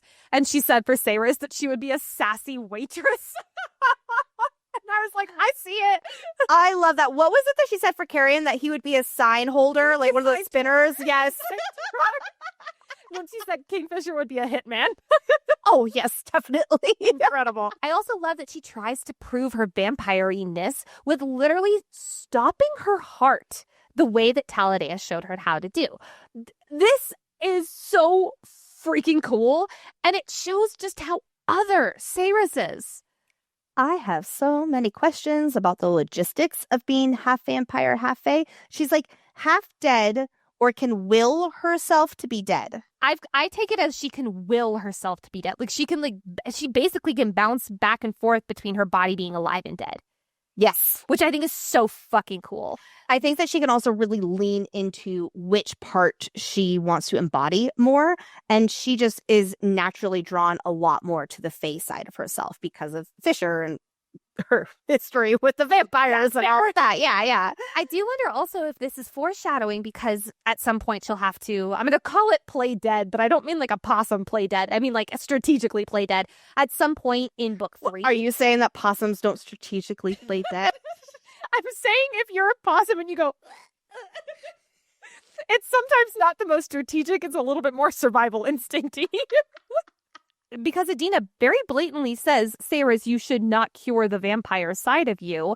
I wonder if that's going to be something that she uses to her advantage. Like maybe at some point she'll need to stop her heart in a, again, strategic, not survival instinct play dead possum way. To prove that she is vampire enough, that she is one of them and therefore deserves to sit atop the throne, you know what Saeris has to do, right? She has to drink blood from the living. She's supposed to be a vampire after all. She has to leash herself to the blood, which, yes, after Saeris does drink, she feels a thirst for that blood that she did not previously feel. All the Lords of Midnight, except Tal, demand that Saeris pop her blood-drinking cherry. Can't have a virgin on the throne who doesn't even want this greatest of great pleasures. Say that with a straight face. These lords also don't really think that Saeris will follow through. They look at her as a child who is still part of the living. And hey, they still win if she does drink from the living here. It'll make her feel drunk, and it'll make her vulnerable for an attack once the Law of Ascension passes. Hence why Aerith is extra insistent on her drinking blood right now. He's waiting for his opportunity to kill her. He's already got that silver needle-thin blade in position. Buckle up, buttercups, because our R rating is here. Keeping his eyes locked on Saeris, Kingfisher takes off his bracer and he tells Saeris to block everyone out. It's just her and him. Speaking into his mind, Saeris tells Kingfisher, "This is not exactly how I imagined it happening," leaving Kingfisher very intrigued. But she's nervous. Apparently, exhibitionism is not quite her thing. Really, also, it's because she's doing an entirely new thing for the first time in front of a bunch of people, and it's intimidating as fuck. But it also doesn't help that Zavinia is getting annoyed with her stalling. She's stalling. I fucking hate Zavinia. Gripping her chin, hot, Kingfisher tips Saeris' face to his, and she sees the tattoos on his throat going crazy. The black line work is morphing and shifting. Even the quicksilver in his eye is forming into a geometric shape and different patterns. Whoa, that's cool. I am on such hyper tattoo watch because why are some tattoos moving and some are not? I am wondering the exact same thing. Also, with this new Quicksilver power that we're going to talk about in a moment, with this moving into geometric shapes, does that mean it's encouraging him and talking to him, but like not in the same like crazed way it was last book? It's more like precise and refined? Well, when I do get to his POV here shortly, we will learn that the Quicksilver is doing that, but not necessarily in this moment. I was taking it more as, are the geometric shapes and such, are those almost creating, like, we know how much magic is tied to shapes, or shapes are tied to magic. Oh. So I feel like that's a little bit of a stretch, though. I think it is a description ultimately. I think it's a description ultimately, but I like where your head is at. That's for sure. Back to the walkthrough. Grabbing his arm, Saeris instinctually finds his pulse and sinks her canines into him. It gives a whole new meaning to deeper than she meant to. Nice. And overcome with an overpowering urge to wait. Dose. Kingfisher's like, fucking God, Saeris, I need you to drink because dosing him is making him horny. Saeris doesn't know this, and she notes that the moment she realizes she's giving him something, she's like, oh, this is cool. And she's pumping him full of horny venom. That is what dosing is. I'm fucking in love with this. Again, the ink on Kingfisher shifts, but this time it flows down his arm to his wrist before transferring to Saeris, where then a cool prickle finds its place at the center of her chest, like just below her collarbone, and a thin black line that goes from one shoulder to another shoulder.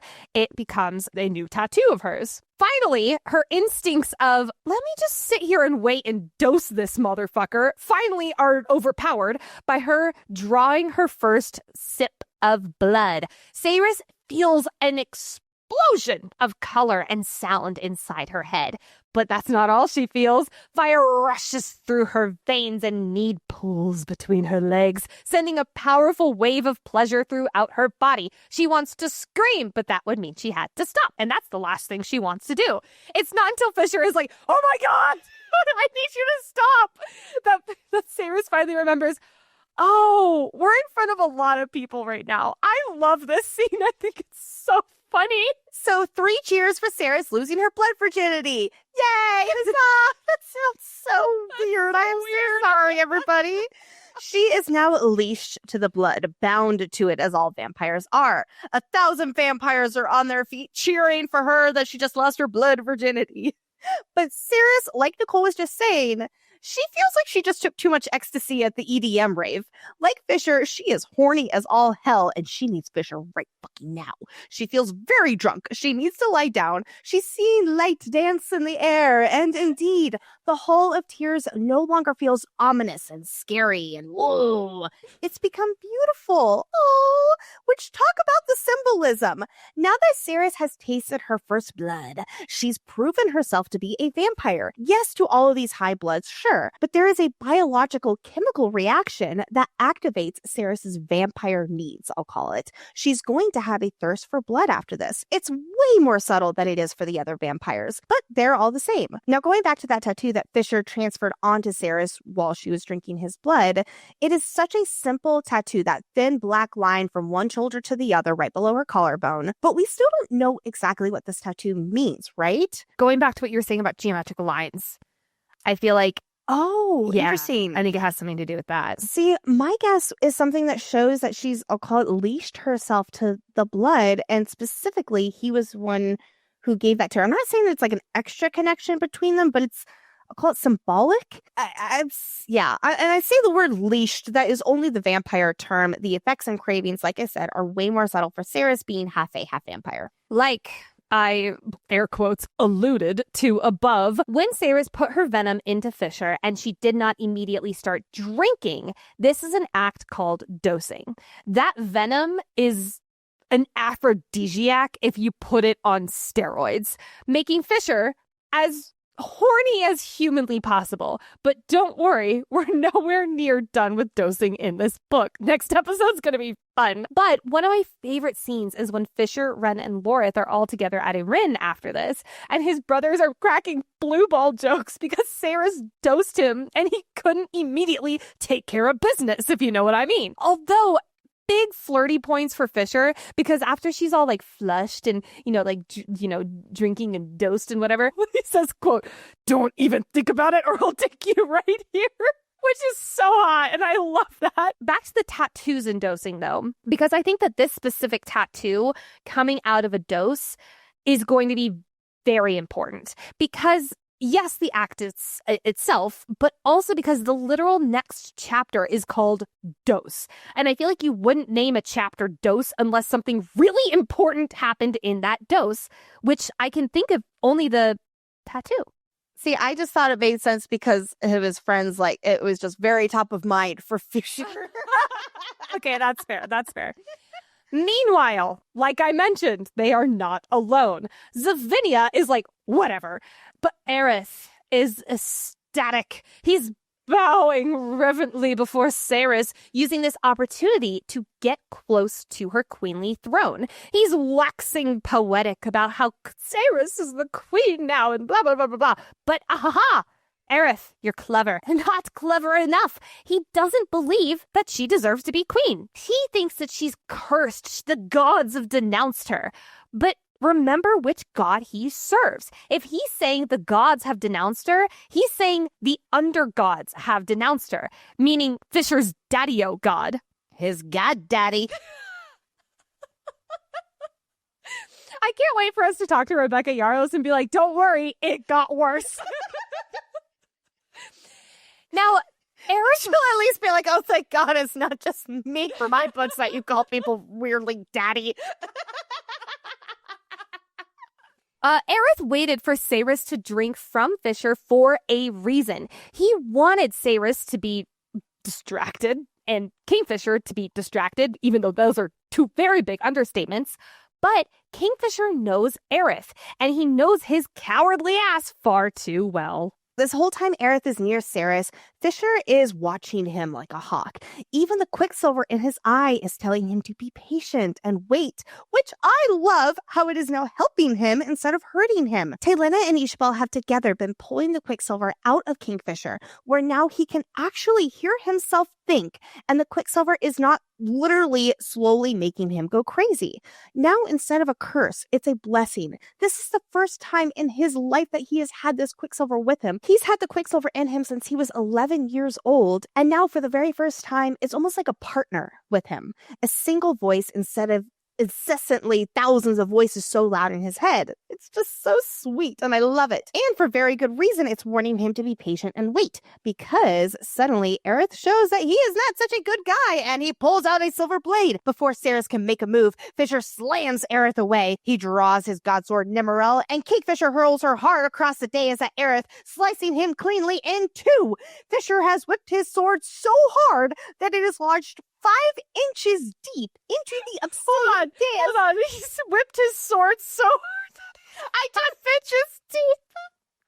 There's an inappropriate dick joke in there somewhere. What I'm trying to say here is that Kingfisher just sliced this guy in half. As for Aerith's body, his insides are black with thick, tar-like ichor oozing out of him. Thanks to the silver blade and magic inside Nemeril, Aerith does not stand a chance, even though his head was not taken off. And when he takes his final breath, his body crumples to ash. I don't know, this emphasis on a godsword taking someone out makes me wonder if Malcolm truly is dead with his head getting cut off. I want to point out that there are 3 high bloods who come to their leader's aid when he's decapitated. Tal boils their blood until they die, but these 3 have black tabards, which is like a tunic, so to speak, with blood-red dragons on them. The dragon we meet in the final chapter has black scales, so not red. I did check. Nom nom nom nom Chakrai, who is this dragon's son, also had black scales too. So we have not met a red dragon yet, but I really do wonder if this red dragon exists. That is their sigil represented from this underworld. Anyway, the fact that this religious group who serve the undergods have dragons as their sigil, it makes a lot of sense because dragons are in that realm, and that is where Brimstone is the source. I just love it so much. But anyway, killing a Lord of Midnight is not exactly good for the current political climate. In fairness, neither is trying to kill the new queen as soon as the Law of Ascension does not apply. But Saeris is considered the enemy here. Aerith was one of the vampires, even if he did have bad breath, as Tal says. Fisher has kind of killed the mood here, and the coronation celebrations that Zavinia was especially excited for are about to get canceled, and Fisher's going to have to leave here real fast before, a riot breaks out. Like Nicole touched on, this will have far more reaching consequences at the end of the book with the undergods Aerith worships. But this will mean Fisher should stay out of Amontreath for a few days, to let things cool down after he slices a lord in half in front of everyone. Chill dude, Kingfisher. Saeris, in her full queen era, is not letting Fisher be the knight in shining armor to the damsel in distress. No, with a commanding stop in front of the entire court, it all falls to silence. And as queen, she officially now has the power to speak things into law, meaning the second she actually speaks, says something, those who are bound to the vampire court are magically bound to follow her words as law. So she declares a few new laws. Number 1, every member of this court will greet her on their knees from here on out. Yes, we are going to be keeping an eye out for certain members of the court who don't do this, meaning they are not bound to the laws of the vampire court. Number 2, every member of the blood court is forbidden from harming, hindering, or killing her, her mate, or any of her friends. Number 3, no feeder enthralled to a member of the high blood may be used for the purposes of war, malice, or mayhem. These last 2 are super extra important because it is a huge tip-off that these super feeders we're about to encounter are not part of the blood court because they are defying these last 2 laws. Which is one more reason that Renthis is especially wary that it is Taladeus doing this, because he is technically the only vampire who would be capable of doing this, because he is not bound to her as a member of the court in the same way that everyone else is, because Taladeus is her maker. Yes. I bet when Malcolm set up the system for everybody to obey him, his enemy taking his crown and having this kind of power never crossed his mind. It goes without saying that Saeris' court does not particularly like her. Just because she drank the blood does not mean that she's one of the family yet. And she knows that they don't like her. She's not here to be loved. She is here to be feared and show them who is boss. Kneel for your queen. I'm not here to make friends. I'm here to win. But yay, the first step of our cruise plan is in place. Too bad it's all about to go to shit. Back in Urin, the war camp we spent a lot of time in back in Quicksilver and has been the front lines of defense against Saeris Roth for centuries, Kingfisher meets up with Renthis and Lorth to check in with the camp and catch up. First, though, I want to explain what a trek it is to go to and from Urin and Amontreath. It is a 2-hour horseback ride from Amontreath, which is the vampire stronghold in Saeris Roth. It is a 2-hour horseback ride across the dead fields.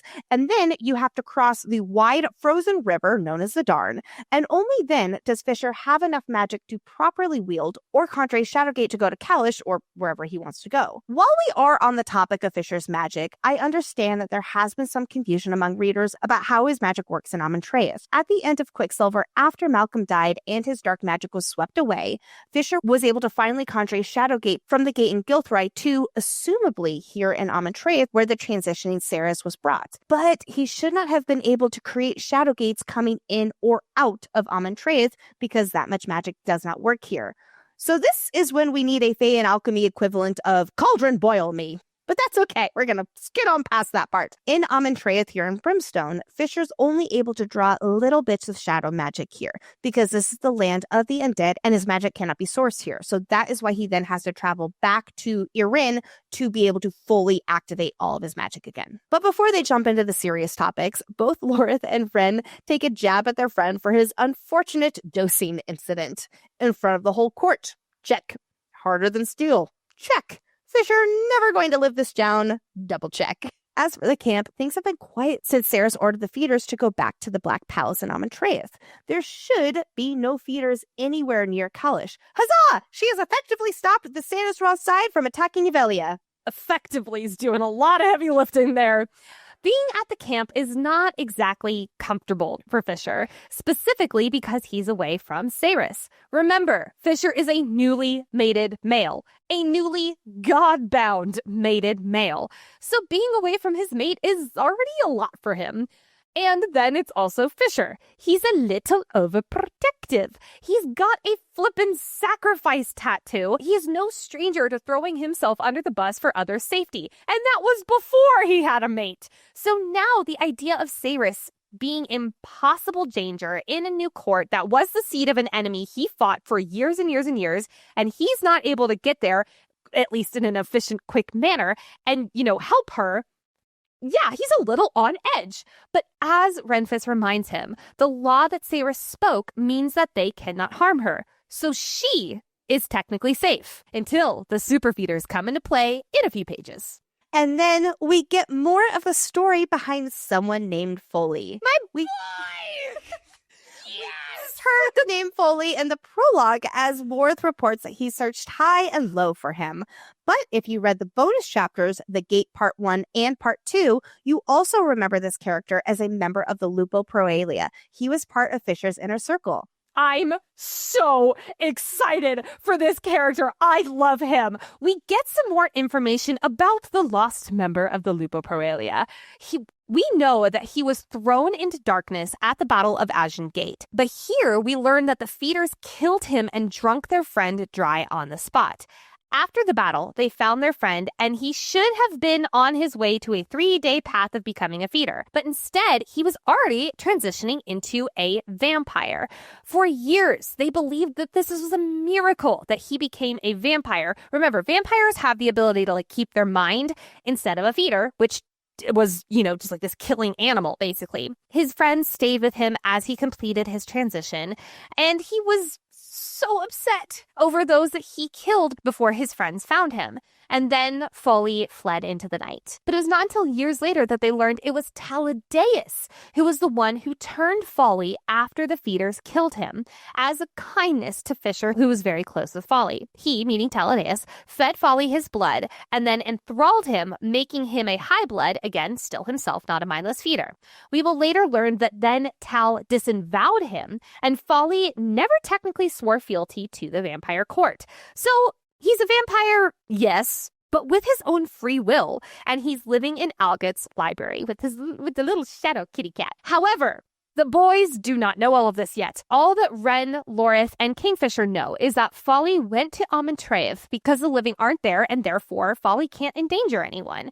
So they know that he would be there somewhere in the city. And because of that assumption, they've been sending him letters for years. Oh, letters that he will never have gotten because Xavinia sucks. Girl, God, I hate you. One thing's for certain, they are going to find him no matter what because he is a member of the Lupo Proalia, yes, but also because Foley's grandfather was one of the last alchemists. Alarm, alarm, alarm. This is a mentor-mentee trope, and I love it so much. Because of his lineage, Folly knows more about alchemical magic and practices. And even though Bellicon burned all the alchemist books, that information, it lives in Folly's head. And who needs it?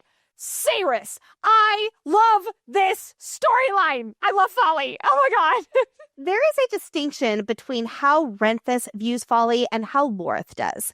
Lorth follows Fisher's lead and promises he'll tear the place apart if he has to find their friend in the vampire stronghold.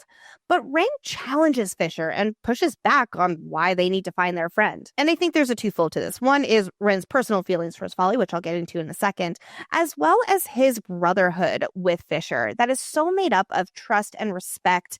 And they've been through it all together since forever. And there's such as camaraderie between how they even argue with each other, too. I really just love their friendship, even when they're struggling with one another. But what's interesting is that Fisher only ever sees Renthis truly get mad when Taladaeus comes up. To put it simply, Ren does not trust Tal and gets frustrated that Fisher has such a blind spot for the vampire. Ren has never forgiven Tal for leaving Everlane. That right there is a huge clue that Ren has feelings for Everlane before Tal and Everlane were supposed to get married, especially leaving her for someone else, Xavinia, and binding himself to Malcolm. When, from Ren's perspective, Tal did not need to do any of that. He chose Malcolm over them. You're alluding to this, and I want to hit it home because this right here is everything I need to know how much Renthis is in love with Everlane. If Everlane was heartbroken and Ren had to watch his love be heartbroken, yeah, he would naturally hate the dude who broke her heart. I mean, do I think he also was a little grateful because that gave him a little opening? Yes, but also Renthis is such a good dude that I think he would be more angry on behalf of Everlane than he is like, yes! There's no denying that Taladaeus has done some pretty effed up shit, being Malcolm's right hand and all. In fact, he was one of the people who led the attack on the Ajan Gate. But Fisher refuses to hold this over Tal's head because he understands how awful it is to be under a curse. In Tal's case, he was enthralled to Malcolm and required to do his bidding. Only someone who has been in a similar position can understand the agony of having to follow through with orders and being unable to refuse them. While I really commend Fisher with all that about Taladaeus, this early in the book, it doesn't feel crazy that Renthis is calling Tal and his motives into question. Taladaeus is a vampire and, by definition, their enemy, as Folly will still hold on to these sentiments even after becoming a vampire himself. But Fisher knows that it's not so black and white, at least not for people who used to be one of them. And Tal showed Fisher some much-needed kindness while he was trapped in the maze. Which, real quick, we know that Malcolm would send other vampires in there too. And Aerith is one of the High Bloods who never did visit Fisher in the maze. He never got to see Fisher and how much of a threat he was. And going back to Tal, Fisher understands now more than ever before what it's like to love so deeply that you would sell your soul to the devil to protect them. That is what Taladaeus did because he loved Xavinia. I just love how we are getting these tidbits about these guys' history and complicated relationships over more than 1,000 years. I think that in a lot of these fantasy books, it's kind of swept under the rug how much history there is among some of these main characters who've been around for hundreds and hundreds of years. And I love how Callie really does capture the complicated nature of relationships for these guys who have been alive for over 1,000 years. Yes, I agree. It's episode 1, and we've already got a battle sequence. It's gonna be good! After Danya calls the bros out to the field, they find themselves staring at a river with 8 feeders on the other side. But these ain't no normal feeders. No! First, these feeders should not even be here to begin with. Saeris gave the royal decree not to attack, and in Sandusroth, remember, they are magically bound to obey that law. So the fact that these feeders are here and under control and making moves, that means that they are not a part of the Sandusroth court. Then there's this matter of how they move. We are used to feeders that move jerkily and animalistically. They're unpredictable. These feeders are moving unnaturally, synchronistically, like an army of 8 going left, right, left, right. Immediately, the Luboproelia are like, this is not going to be a normal fight. So because of that, they know that they need to capture at least one of these irregular feeders because they need to figure out why it's different. Soon enough, the 8 feeders dropped to all fours and let out a hair-raising screech. The eerie strangeness of these creatures just doesn't stop. And then They begin crawling across the ice, still moving in unison. Left hand, right knee, left hand, right foot. Fisher makes a call to not break the ice, which would send these undead down the river, because he knows that they need to not only kill them, but they also need to study them. In hindsight, I wonder if these super feeders would have easily crawled out of the freezing water and just moved against the current. Probably. I'm just not going to underestimate anything about these things. However, important to note that this camp is their target. Whoever is controlling these super feeders wants to attack Erin first. Due to the rules of the land, our Fae warriors cannot attack with their magic until these feeders pass the halfway point of the river. So while they wait to strike, Ren and Fisher gather their magic, holding it ready for the second one of the feeders crosses the line. As the feeders get closer, a foul, toxic something fills the air. It's odorless, but Fisher can feel it moving up into his nose and down into his lungs, wanting to latch onto him and not let go. Which, I wonder if this toxin is the rot, or is it dark magic from whoever is controlling these feeders? I agree that made my ears perk up. I feel like this odorlessness is odd on purpose and important on purpose. Later, there's mentions of the smell of ozone, and I was like, I wonder if that's connected, but the ozone smell is always tied to the Hazrax, and I literally refuse to believe that the Hazrax has anything to do with the rot. So I'm going to go with this toxin being the rot itself, or the magic from the rot. When the feeders finally launch into the air over the invisible boundary line of war, Renthis releases his magic at the same time that Kingfisher releases his shadows. Ren's magical orb of energy strikes 2 of the feeders, while Kingfisher focuses his shadows on the remaining 6. What a flex. But when Ren's magic hits those feeders, it does not crackle and kill them like it should. Instead, the magic flares, lighting up the area, and then is absorbed into the feeders in a network of bright white fissures across their ribs, almost like it's like a web connecting all of them. This absorbed magic doesn't just affect those 2 feeders in it, it's connecting all 8 of them now with this power glowing, pulsing within them.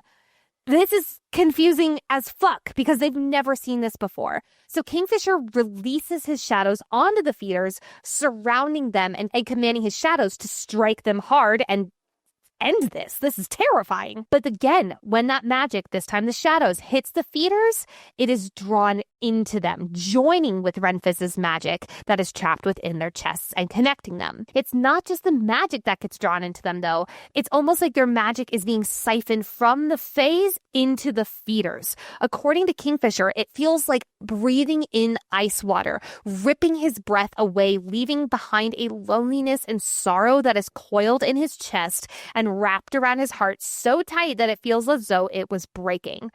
Hold on. Kingfisher notes that in over 100 years of being trapped in Malcolm's maze, he has never felt anything like this moment.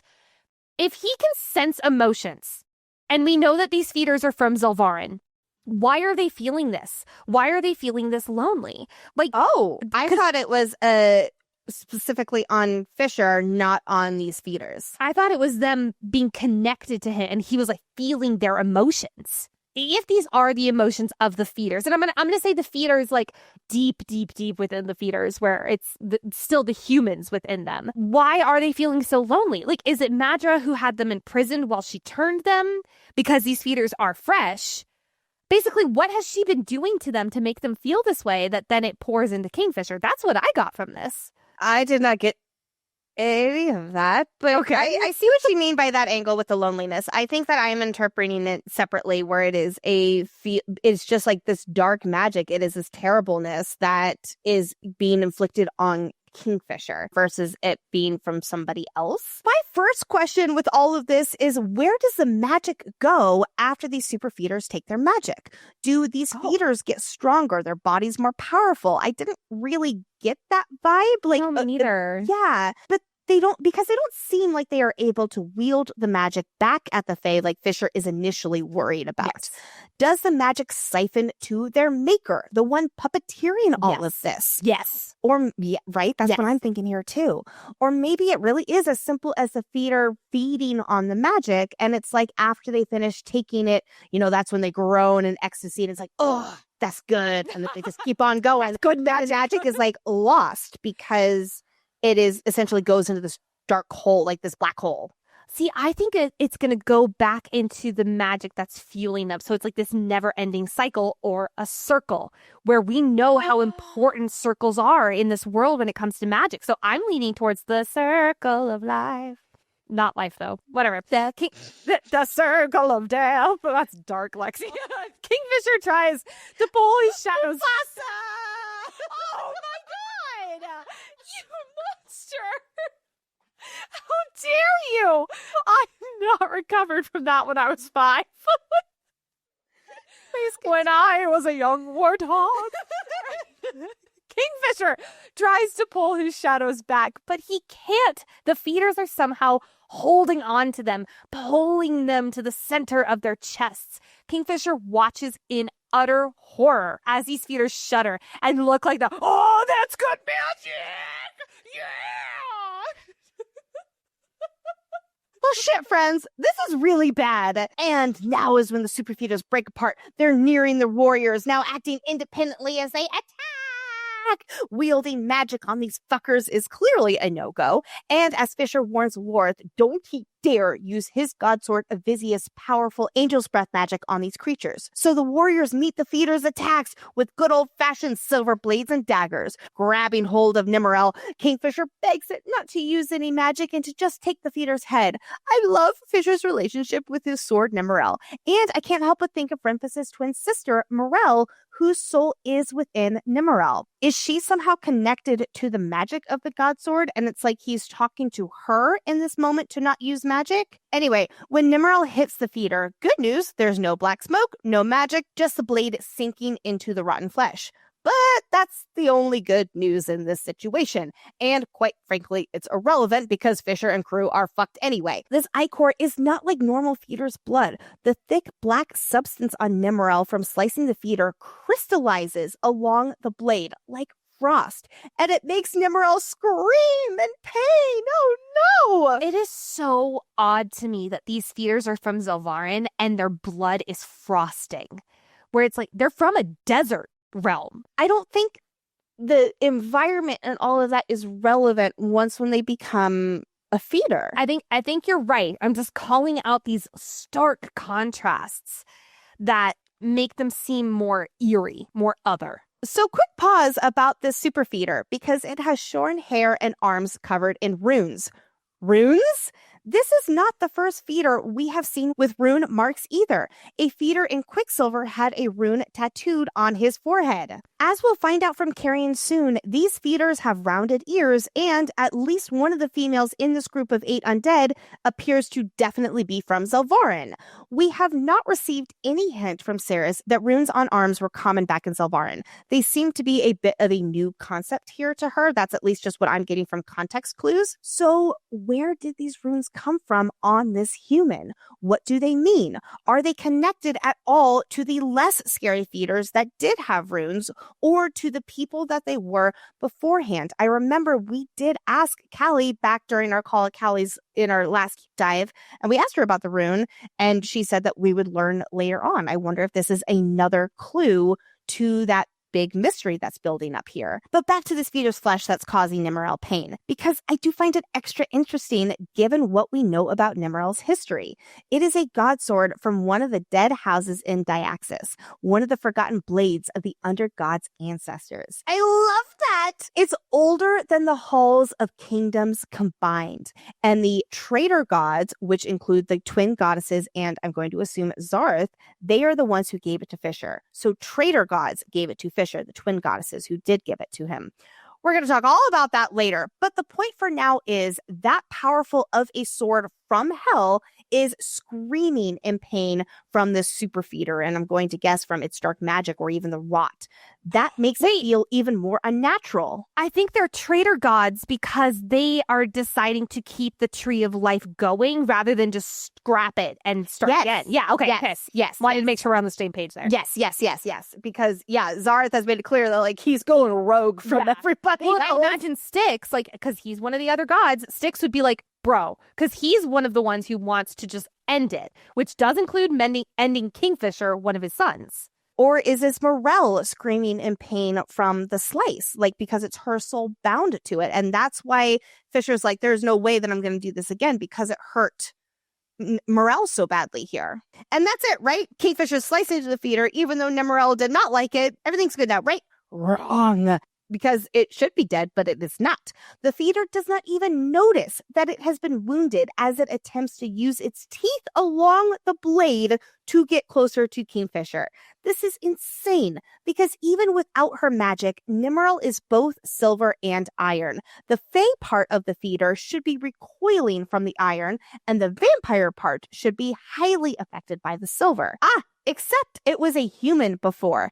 Fisher, I'm not going to lie. I'm a little disappointed in my new number 2 book boyfriend for missing the glaring detail that these feeders have rounded ears. Yes, I know you are distracted. I forgive you, but I'm just calling it out. He is literally in the throes of battle with an enemy he has never witnessed before. You'd think that he would be a little bit more aware of what they look like. He's trying to stay alive.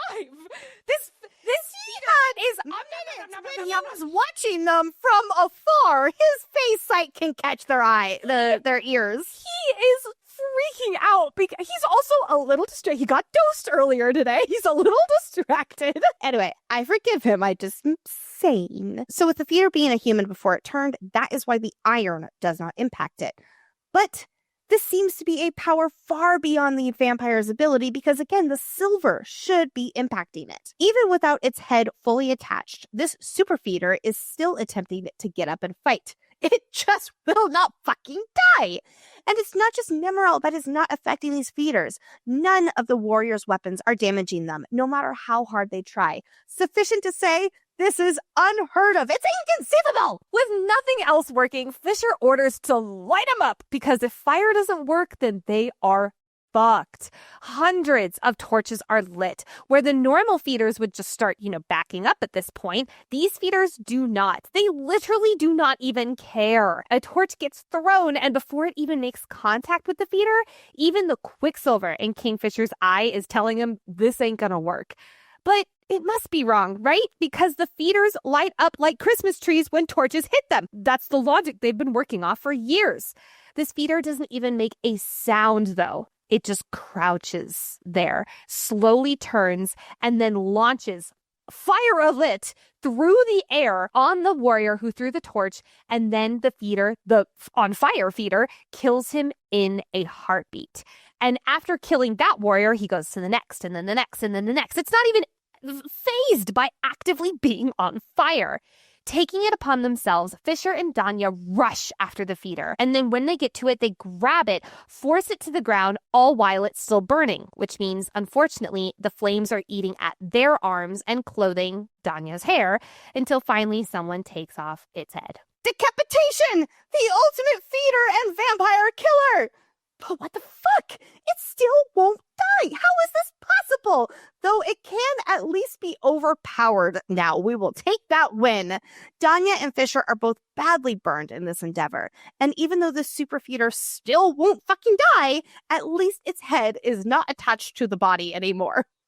I would be so terrified. Oh my god. It takes the Fae of the war camp a while to round up the 7 remaining feeders and take off their heads by lashing them with ropes and pinning them in place while sawing off their heads.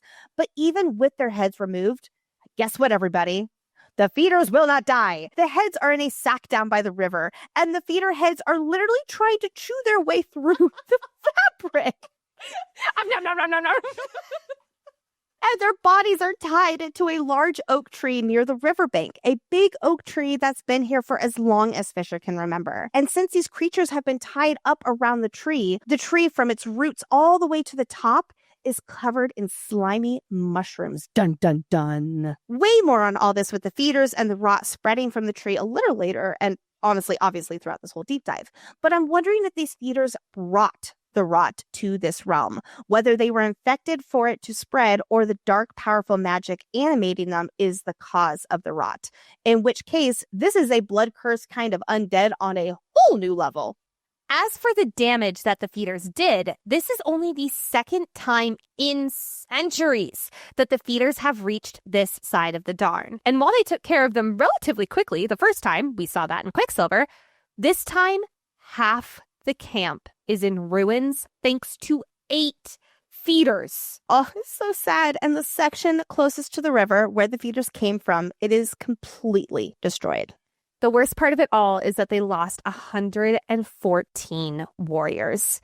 They have never, in this entire war history, had an outpost massacre like this, and definitely not from 8 feeders. Even now, Ren and Fisher can still feel those feeders, the decapitated feeders, tugging at their magic, trying to siphon more off of them. So, TLDR, this is bad. Bad news bears. The feeders in the past have been a very real threat, but never in all their Fae years have any of our crew seen 8 feeders take out 114 Fae soldiers. That's only 8 feeders. Can I hit home one more time? 8 feeders. They don't know how many are in this army. So, you know how last book I was like, I don't know, the Triumvirate kind of seemed like level 1 bad guys. If the Triumvirate are behind this shit, I don't think I stand on that hill anymore. I do not think that the Triumvirate is directly and solely behind this. It's not out of the question because of what we find out with Zilvarin and, you know, the Madra connection with all of that. They have this new enemy who will not die no matter what they throw at it, and they don't know where it's coming from. They've never been this powerless against an enemy before. How are they supposed to go up a killing machine that cannot die? And just to hit the nail on the head one more time, have we mentioned that these feeders drain the Fae's magic after the Fae use magic on them? Oh dear. Oh dear. It is time to put our heads together. Get it, heads, because they have a sack of heads. And get to the bottom of these new super feeders. Back at Amontraeth, Kingfisher, Lorith, Taladeus, Carrion, and Saeris are all together with their bag of heads. Small note here, because Carrion says that the heads smell like Saeris's, quote, old apartment above the Mirage, which Saeris notes Carrion shouldn't know what that smells like, considering he never came over when she and Hayden lived there, which I agree is quite a head scratcher.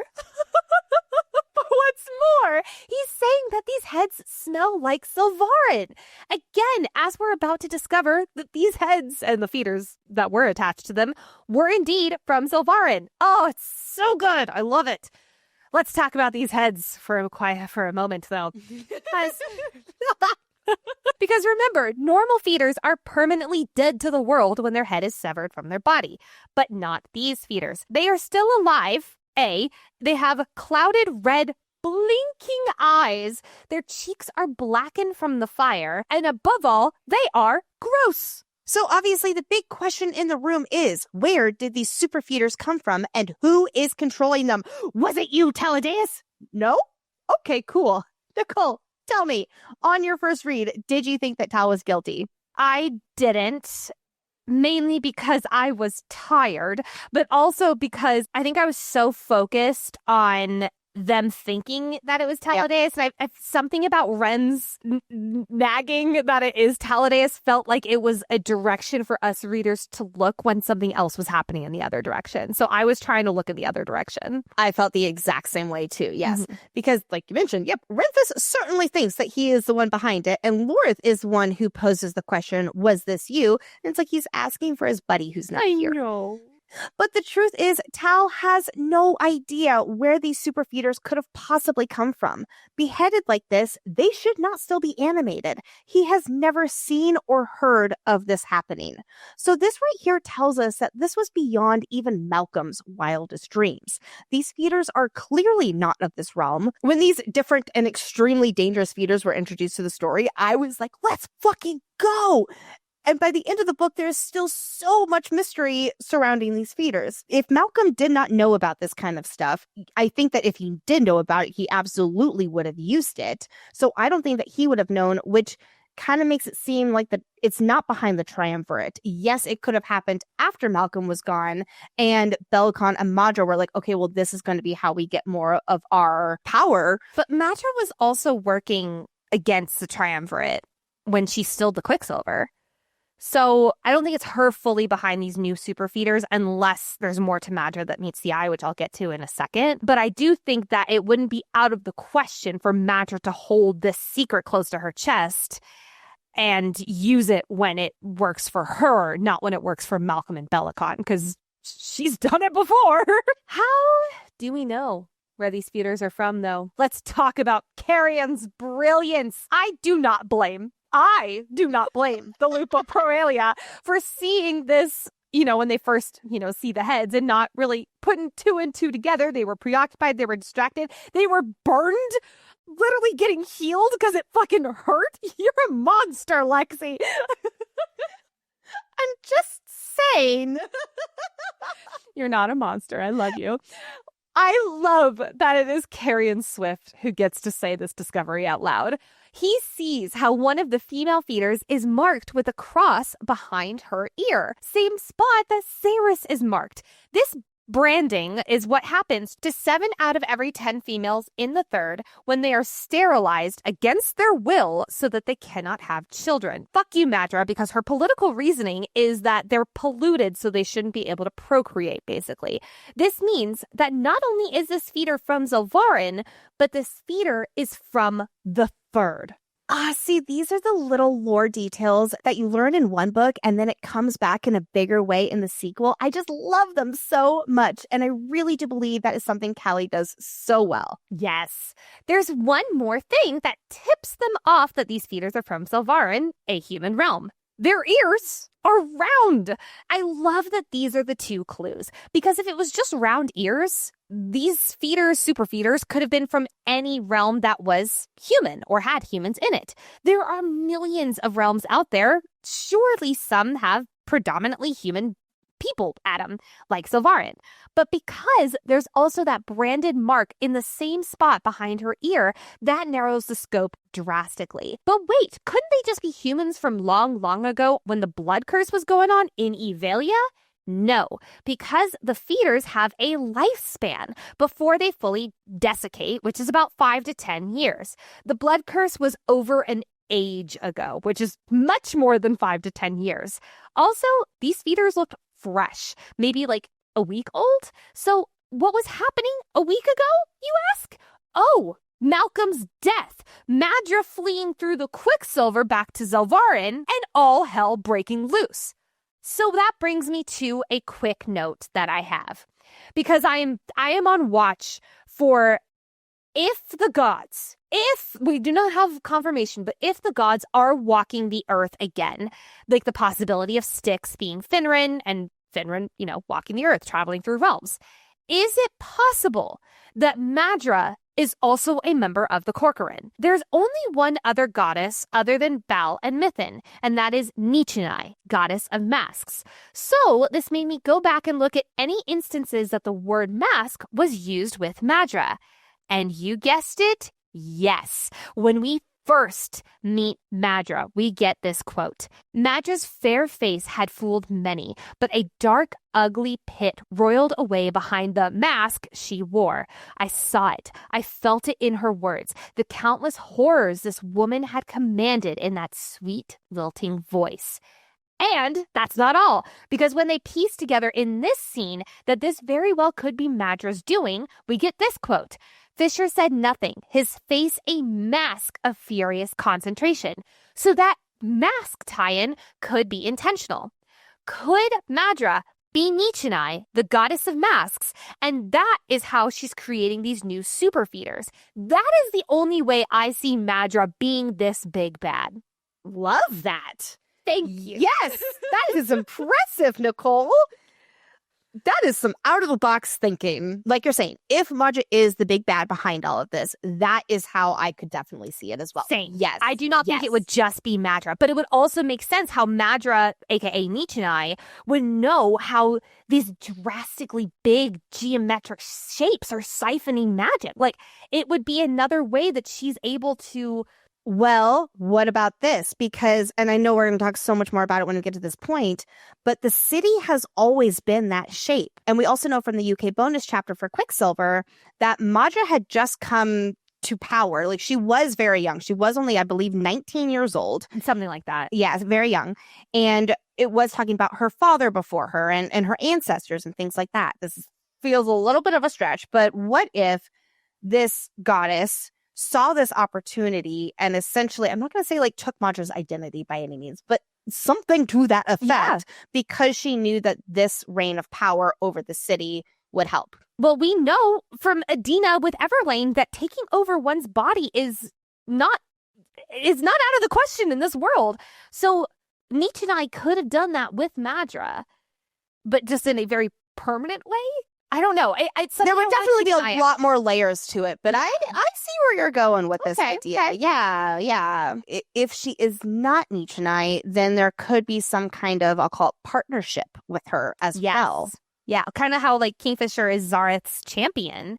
What if Madra was Zeechani's champion? I don't know if I would use the word champion, but something her puppeteer. Yeah. Throughout this book so far, starting from the prologue, Fisher has drastically underestimated Carrion. You know, not even this book so far, throughout all of Quicksilver, too. And to be honest, Kingfisher, my beloved, has been belittling Carrion and just thinks the worst. You are meaner to Kingfisher in this episode than you were when we were giving him L's on L's on L's last book. You were giving him L's on L's on L's. That's my point, Lexi. That's my point. I am pointing out my wonderful partner's flaws. Because I know he is better than that.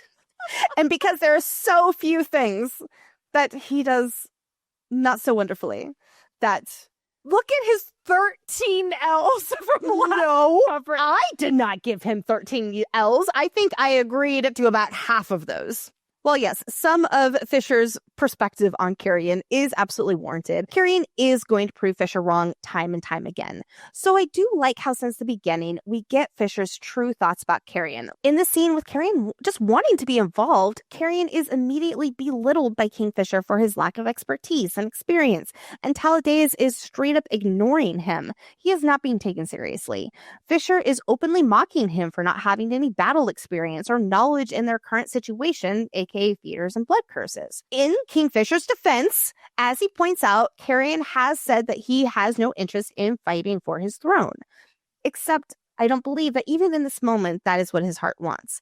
Because we also learn how Carrion has been asking questions, like about what happened at Aujengate, which I know asking questions is not, groundbreaking news with our guy Carrion, but asking questions expresses interest. He wants to learn about what has been going on in his realm. He wants to know what he's missed. He wants to get caught up so that he can be a part of it moving forward. Here, it's not until Carrion points out the fact that these feeders were human and the female has a sterilization mark that they start to really listen to him. To Fisher and the others, Carrion is just the happy-go-lucky, annoying, might-as-well-be human smuggler who does not know anything about this world, so he should not even be here. But we also know that there is so much more to Carrion than meets the eye. In this moment, he is the only one to see the obvious signs that something is even more wrong than they initially thought. And I'm just so excited to keep discussing his character arc in this book. I love it. Somewhere in the back of Saeris' mind, she hears a whisper. She hears us. Oh, yes, she hears. Hello, Quicksilver. It's nice to hear you again. Oh, how convenient. There is a Quicksilver pool here in Amontreath, which means it is time to travel back to Kalish, where the rest of the cadre is there to discuss what the hell they're gonna do next. But don't worry, we will get to that wonderful homecoming next episode. Let's tap into our inner oracle and turn our full attention to other important foreshadowing moments for the rest of this book, as well as speculations for book 3 and even beyond. In the prologue, that vampire purposefully sets him up for Kingfisher to kill and says that Fisher's saved him from what he's become. This is only the beginning of how we'll see the evolution of feelings about being a vampire, and I find it noticeable that this is how the book opens, especially because then the vampire says it's already been seen that they're going to destroy her, meaning Saeris, and the court will fall with her inside it. Which does not seem true from what we know in this book. And since the vampires are basically all gone before the end of this book, I don't see what this vampire says that could have any truth to it. But I'm going to hold on to that bit of info as we continue reading, because what he says, especially in the prologue, feels very ominous. And yeah. You mean the guy who talked about velvet? I think that he said way more important things than about the velvet, Nicole. There's a moment in the prologue where Fisher mentions how much he hates the gods. I love all this foreshadowing for the gods, and I want to know why Kingfisher hates them so much. Oh, I just assumed that it's because of his history visiting Zareth, and he thinks they're arrogant pricks or something like that. But if he's half god in and of himself, there's got to be more to that story. I absolutely do agree. And he pretty much admits in the last few pages, he's like, sorry, honey, I've been hiding some things from you. Yeah, you think? And then also, after Fisher heals Onyx, Saeris starts asking questions about magic and how small magics works. And Fisher thinks to himself, quote, I would explain it to her some other time. There was still a shocking amount that she did not know about its realm, its people, and its magic. But that could wait. I think he's referring to, at least part of what he's referring to here is his heritage. I thought that it was just his birthright magic and small magics. Because it's a correct statement. She does not know much about this world that she's part of now. We get mention of fire killing vampires a lot in the prologue alone, while we will later learn it is Brimstone that kills the rot and this new, super feeders. But I love that it's this evolution of fire into Brimstone. So I think that's just a nice little hint to us that fire is a huge part of this book. Yes. Yes, indeed. Yes. As Fisher and Carrion fight to save Onyx, we see how far they're going to come in this book as buddies, allies, friends. Oh, they're definitely buddies. Fisher gives him a hug. I know. I can't wait to talk about it. I'm so excited. How can I not call out the foreshadowing for the audiobook teaser that had the fandom absolutely spiraling that there would be a love triangle? Kingfisher thinks about Carrion staying here in Amontreath. Quote, and he could have his reasons, so long as none of them involved him harboring any sort of hope that Saeris was going to confess her undying love for him. That wasn't happening. Well, Carrion does not feel that way about Saeris. He's not in love with her in any kind of way that threatens Fisher and Saeris' relationship. But he does love Saeris. He admires her and respects her, and I think that he looks up to her in so many ways and feels a kinship with her, being from the same place and both feeling a little torn in the worlds that they both exist in. Fisher says to Carrion, quote, the day you save me on a battlefield, I'll put on a dress and dance a fucking jig. I mean, they have not been on a battlefield together yet, but please, tell me that this happens and Carrion will remember this promise. This next one is more of a question. In chapter 1, Fisher uses his shadow powers, but it's described as, quote, tendrils of shadows and glittering black sand. Is black sand and shadows the same? That's kind of my understanding. I don't think it's like the exact same thing and it's just different descriptors, but I do think that it comes from the same birthright magic. Yep, I agree. Yes. Okay, same page. I think. Fisher mentions his tattoos and the biggest one saying sacrifice. And it got me thinking. We know at the end of this book that Fisher is declaring a trade to Styx, God of Shadows, but we don't know what that trade is yet. And I guarantee you it's going to have to do with sacrifice. And that's yet another reason it's the biggest tattoo on Fisher. All right, Nicole, you have your wind watch. I have my moon watch. The moonlight paints Saeris' skin silver. Another little connection between her and the moon, again, from Fisher's POV. He connects her with the moon. And yes, Nicole, I am just so proud of you for guessing that about the stars and being part of Fisher's full name. Kudos to you. Thank you. I'm guessing all this mention of moon associated with Saeris is to complement his connection to the stars. It's like he is the stars and she is the moon. Oh. When the super feeder takes the kernel of magic from Fisher after he attacks him with the shadows, he feels like it takes root in his soul. Later, he thinks about how he's doing better, that Telena was able to fix him. But I can't help but wonder, is his little feeding connection to his magic or him losing that bit of his birthright magic going to cause problems down the line? I personally don't think so. I feel like we would have seen it later. You're right. Yeah. But maybe. Maybe it's just really showing, do not use your magic. Yeah.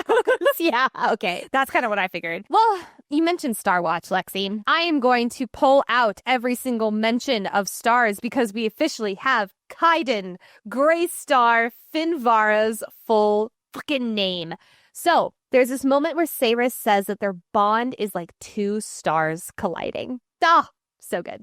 Saeris mentions how Solstice is heavy and she can barely hold it. Perfect foreshadowing for her to, I don't know, make it two swords mid-battle. I literally cannot wait to talk about that. So this one makes me sad, but Sarah's thinking about how keeping Hayden out of trouble and feeding him and watering him was a full-time job and how much he sacrificed for him, literally her whole love life too, but many other things.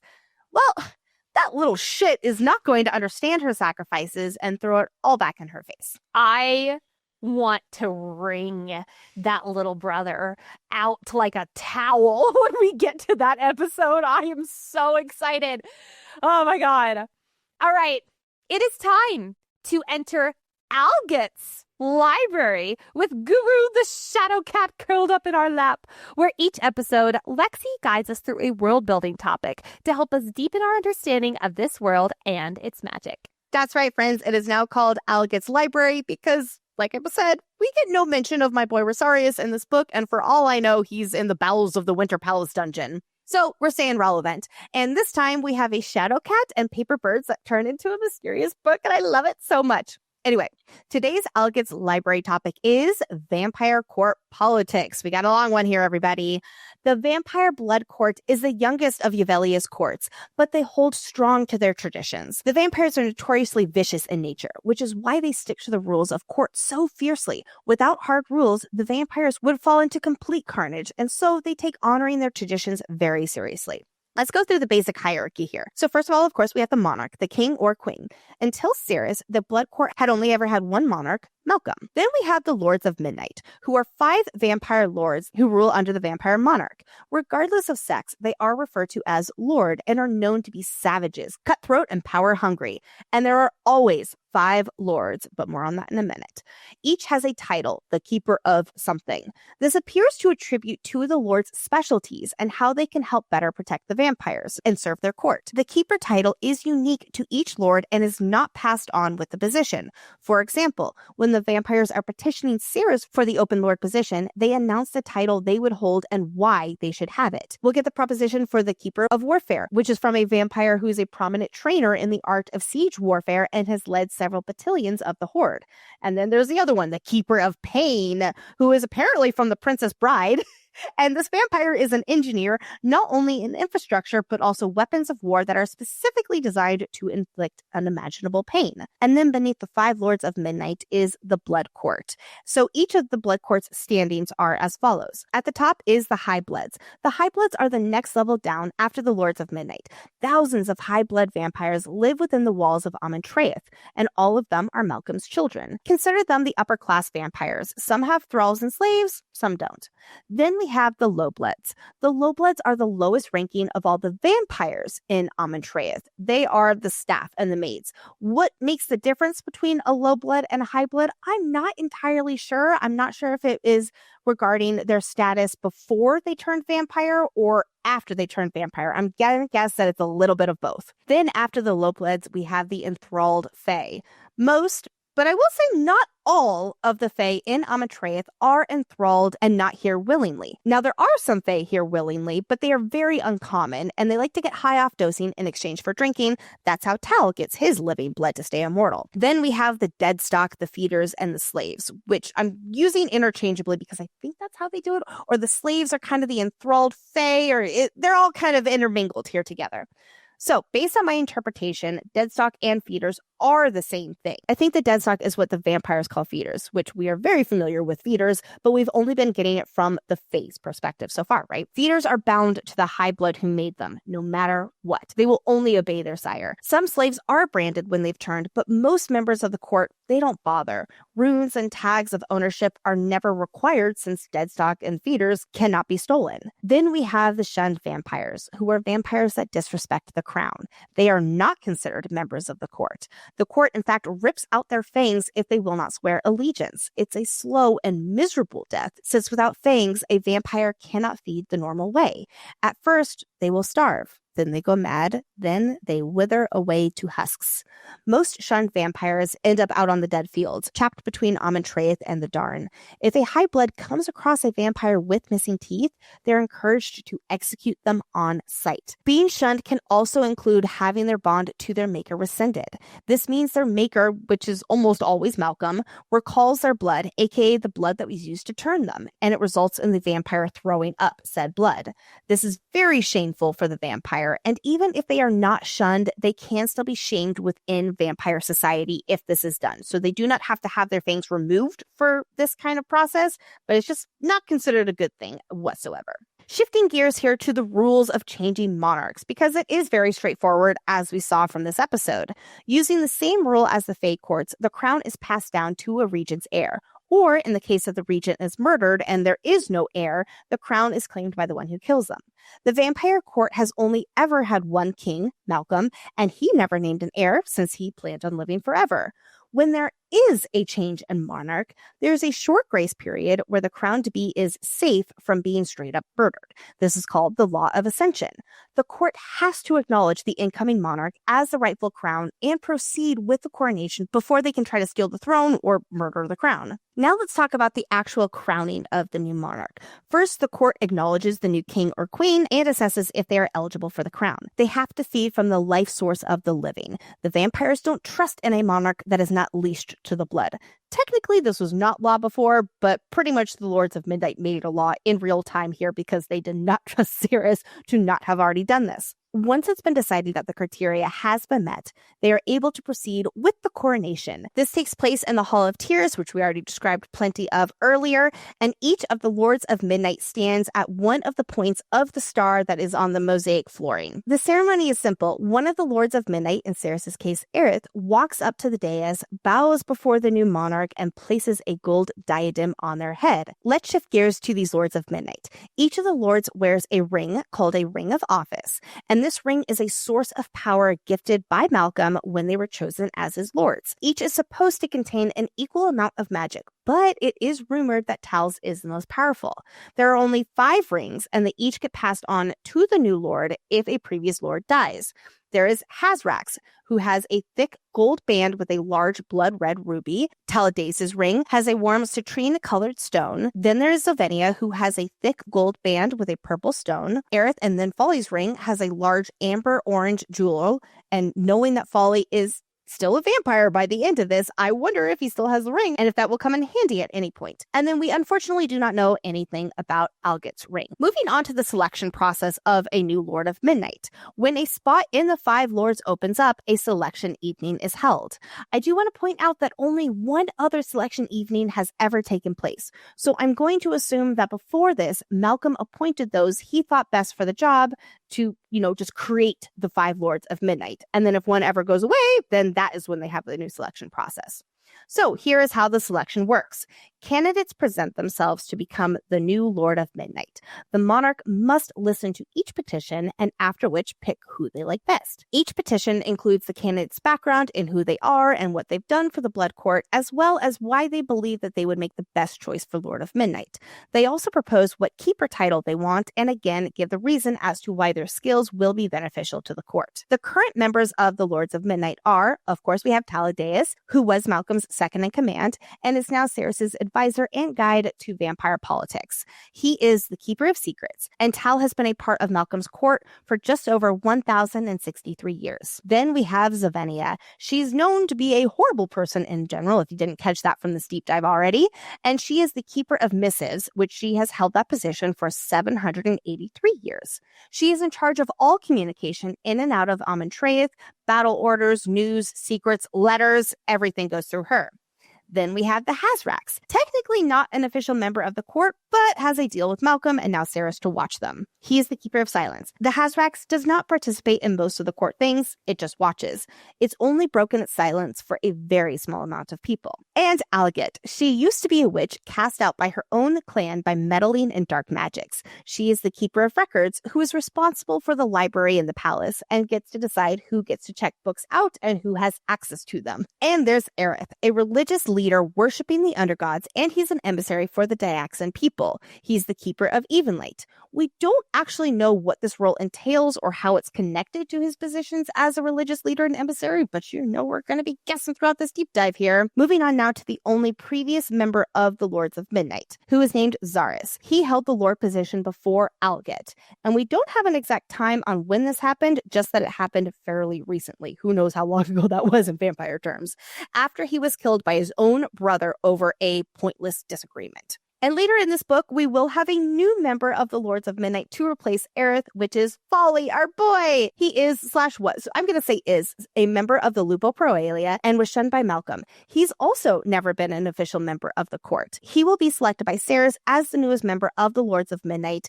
And as far as we know, he does not have a keeper title. And technically, I don't think the Lords of Midnight still exists like an hour after he fills the role. But anyway, whew, that's all the vampire court politics for today. Or else we'll be here all day and all night. Next episode, we will go more into vampire culture and the society in general. Let us close out this episode by prancing through the snow with our favorite little fox, Onyx. Being in Kingfisher's head and seeing his POV with Carrion is hilarious and exactly what I imagined. Like when he goes, is it actually important or do you just think it is? Or the way that Carrion taunts him about his mate. When Carrion walks into the room with Fisher and Tal in tow and he says, quote, well, I suppose no one else is going to say it, then I will. You look downright fuckable, Saeris Fane. He has no shame, and I love it. And then when he's like, what, if your girlfriend is hanging off a cliff and you're dead, can I touch her then? I love Carrion. One of my favorite videos from our all-nighter reading is Lexi on the couch at like 2 a.m. being like, she's not my girlfriend, okay? She's my maid. There is a line that goes, we rode like the wind. And now I'll never not picture Fisher and Bill like Woody and Bullseye. Ride like the wind, Bullseye! On this same note, Bill, the horse, deserves extra carrots for charging into the oncoming feeders without even flinching. I love the animals in this series. And I also love how Fisher thanks Bill over and over. Yay for good animal relationships. Not really a favorite moment, but I gotta call this out in all good fun, I promise. Saeris, you're still thinking the worst of Fisher when you figured he would kill Onyx. But in typical Fisher way, he had made it abundantly clear he did not think that a fox deserved to live in the past. In the past? He says it in this chapter. He says, I still think the fox would make a great hat. Is he joking? Sure, but still. When Fisher slowly puts the garrote on Saeris and Tal is like, there's really no time for this, Fisher. Get your hands off your girlfriend, okay? And Carrion says, quote, oh, I don't know. I think it might be able to spare a minute. And then when he says to Tal, it's not a garrote. And then in Saeris' mind, he's like, it definitely is. I know. Like, this is the relationship that I have been so excited for. But oh, wait, my goodness. isn't that technically lying if he says it's not a garrote? You are correct. Fisher. The oaths. We need to figure out a cauldron boil. That series. I also love that when they're in the Hall of Tears and Zavidia is giving her like Oscar-winning performance and Fisher is yawning. He's so bored. I love it.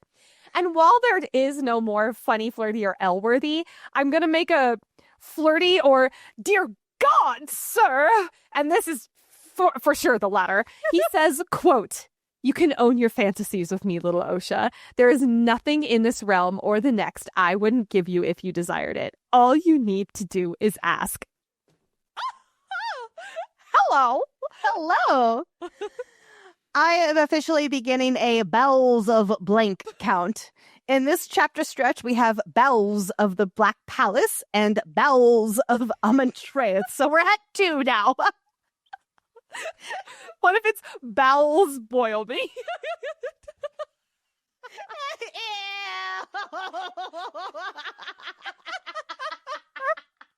I'm officially starting a new segment, and it is called Daddy Watch. Not Daddy Watch. Not our normal Daddy Watch, Lexi, like it was with Funny and Flirty and Elworthy, and not our Daddy Watch like it is with the Empyrean series.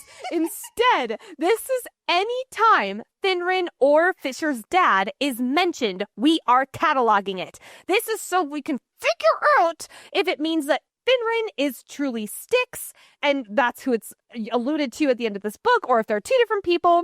And we luckily have a light round today. Starting off with Saeris acknowledging solace and how... Sorry, this is a light round. Yes, this is a light round. They see all this text in the outline.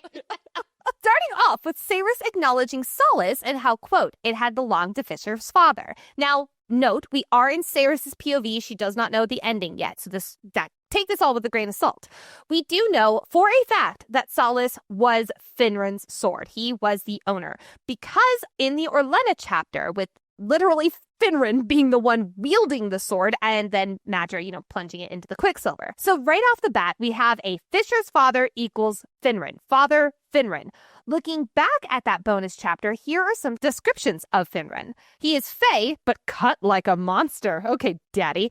Then he has green eyes, not blue, like we normally associate with the gods, but he could be a different type of god. We're not sure. Well, under that same logic, Fisher has green eyes. Exactly. So maybe it's a half god thing that they don't have blue eyes, and maybe half gods have green eyes, or maybe eye colored means nothing and I'm on my blue watch for no reason. Anyway, Finran wields shadows. So no matter what, boom, we know that he is either Styx or he is a half god of Styx. And he also sees Orlena hiding in the shadows where she's not able to be seen by other people. So there's another shadows nod. He is also oath-bound. So that's important to note because I don't feel like gods would be oath-bound. However, half-gods are because Fisher is. But Finran does speak into Orlena's mind, which they're not bonded, as far as we know, in, mating realm. So is this a god power? From the Waterstones bonus chapter in Brimstone, this is a scene in Quicksilver right after Fisher kisses Saeris back in the war tent in Erin. Fisher, this is when he plunges himself into the cold water because he needs to cool off for a second. Fisher mentions in his, mind that his father is probably rolling over in his grave because of how unchivalrous Kingfisher just was with Saeris. Considering that it is believed that Finran is dead, it is feeling like from that poll, Finran does not equal Styx, especially because we are in Fisher's POV. We also know that Fisher's father collected books about alchemy back at the library in Calais. We saw those books written in Old Fae last book. We don't know what was said in it, though. Does that really give us any insight into Finran being Styx? No, but it is important to note what Finran was researching. Based off of just episode 1, I'm not making any bets because I learned from my older bullshit. Yeah, no bets yet. Oh, no bets yet. But based off of this, if I had to die on a hill, I would say that Finran is a half god of Styx, and Styx is a fatherly figure more so in the loose term rather than Fisher's actual father. And Fisher's actual father is Finran. Or Fisher's biological father is Styx, but the man who raised him is Finran. Yes. Now, he did also have quite a few characteristics of Finran, too. That is true. But maybe that's all half-god wielders of shadow? I don't know. This is episode 1. We don't have to have answers yet. All right, now to close out this episode, I just love how Lor's sword gets sulky if he doesn't clean it every night. And his sword has mood swings. I'm assuming that it's the sentient Quicksilver within the sword, or it's the sword in and of itself that the Quicksilver contributed to creating. Anyway, and then I love how Lor's like, what's wrong with your balls? Sure. I just adore these Lupo Proelia boys. We very rarely get to see them have a funny exchange like this. It's always so foreboding, right? And also, hey, Nicole, you know what I'm about to say? I can take a guess. I'm that Kingfisher's got some giant hanging balls. But really, I love how his friends poke fun at him. It is such a normal thing between friends and comrades. And I love seeing them laugh when everything else in life is so serious and so high stakes. And their joy makes Fisher feel hopeful for himself. And there we have it, friends. Brimstone episode 1 is in the books. Huzzah! Thank you so much for listening and joining us on this Brimstone deep dive journey. Next Monday will be episode 2, covering chapters 6 through 12. Yes, it's time for chapter 7, and I'm excited. But you know what I'm actually... I'm equally excited for is Adina's conversation. Holy shit, I cannot wait. Oh my God. Me too. We love to give the biggest warm welcome to our newest feral fans in the fan club. Thank you so much for being here. We appreciate you so much. Welcome, welcome, welcome, Janice M, Alicia M, Whitney G, Kelsey S, Shelby A, Sarah B, Megan, Teresa, Alicia Lee, Kristen, Lauren H, Fit Bubbock, Alicia B, Ashley, Sharon, Rochelle, Tori, Tabby, Barbara, Gilded Tail, Luna, Dr. Robbie, and our cousin, Allison T. Welcome, welcome, welcome. Yay! And Dr. Robbie, that's Doc. Yay! And friends, if you're like, hey, I want my name shouted out on the podcast and to be shouted with all the love and attention too, please be sure to join our fan club at fantasyfangirls.com/fan club. Link is also in the show notes. Thank you, as always, to our master librarian, a.k.a. our content researcher, Brooke. She also has 2 cats, so you might as well be Algot. And, of course, our executive producer, the one and only sanity manager, the not Saeris Fane's younger brother, Hayden. We love you both so We love you both so much. We are very active on social media with weekly trivia, book guides, and lots more. So please be sure to follow us on Instagram and/or TikTok at Fantasy Fangirls Pod. And if you're watching this on YouTube, pretty please hit that subscribe button to keep following along. And same goes for Fantasy Fanfellas to give them a follow at Fantasy Fanfellas. Get all the latest on their new show where Hayden and Steven deep dive into Mistborn. And as you're hitting follows and hitting buttons, please hit that rating and review button on whatever podcasting platform you are listening on. It is seriously one of the best, quickest, easiest things that you can do for all your favorite podcasts that you listen to. And last but not least, share this episode with your fellow Brimstone friends. You know that crowd that you went to the Brimstone midnight release party with? This is the episode you've been waiting to share with them. So please, please, please hit that share button. Thank you, everybody, so much. We will see you next week with episode 2. Thank you. Bye. Back to the walkthrough. Grabbing his arm, Saeris instinctively finds his pulse and sneaks her tail. I feel like a badger, just like I don't know what you are doing right now. like a beaver. It's like on a log. This is not the beaver that Kingfisher wants right now, Nicole.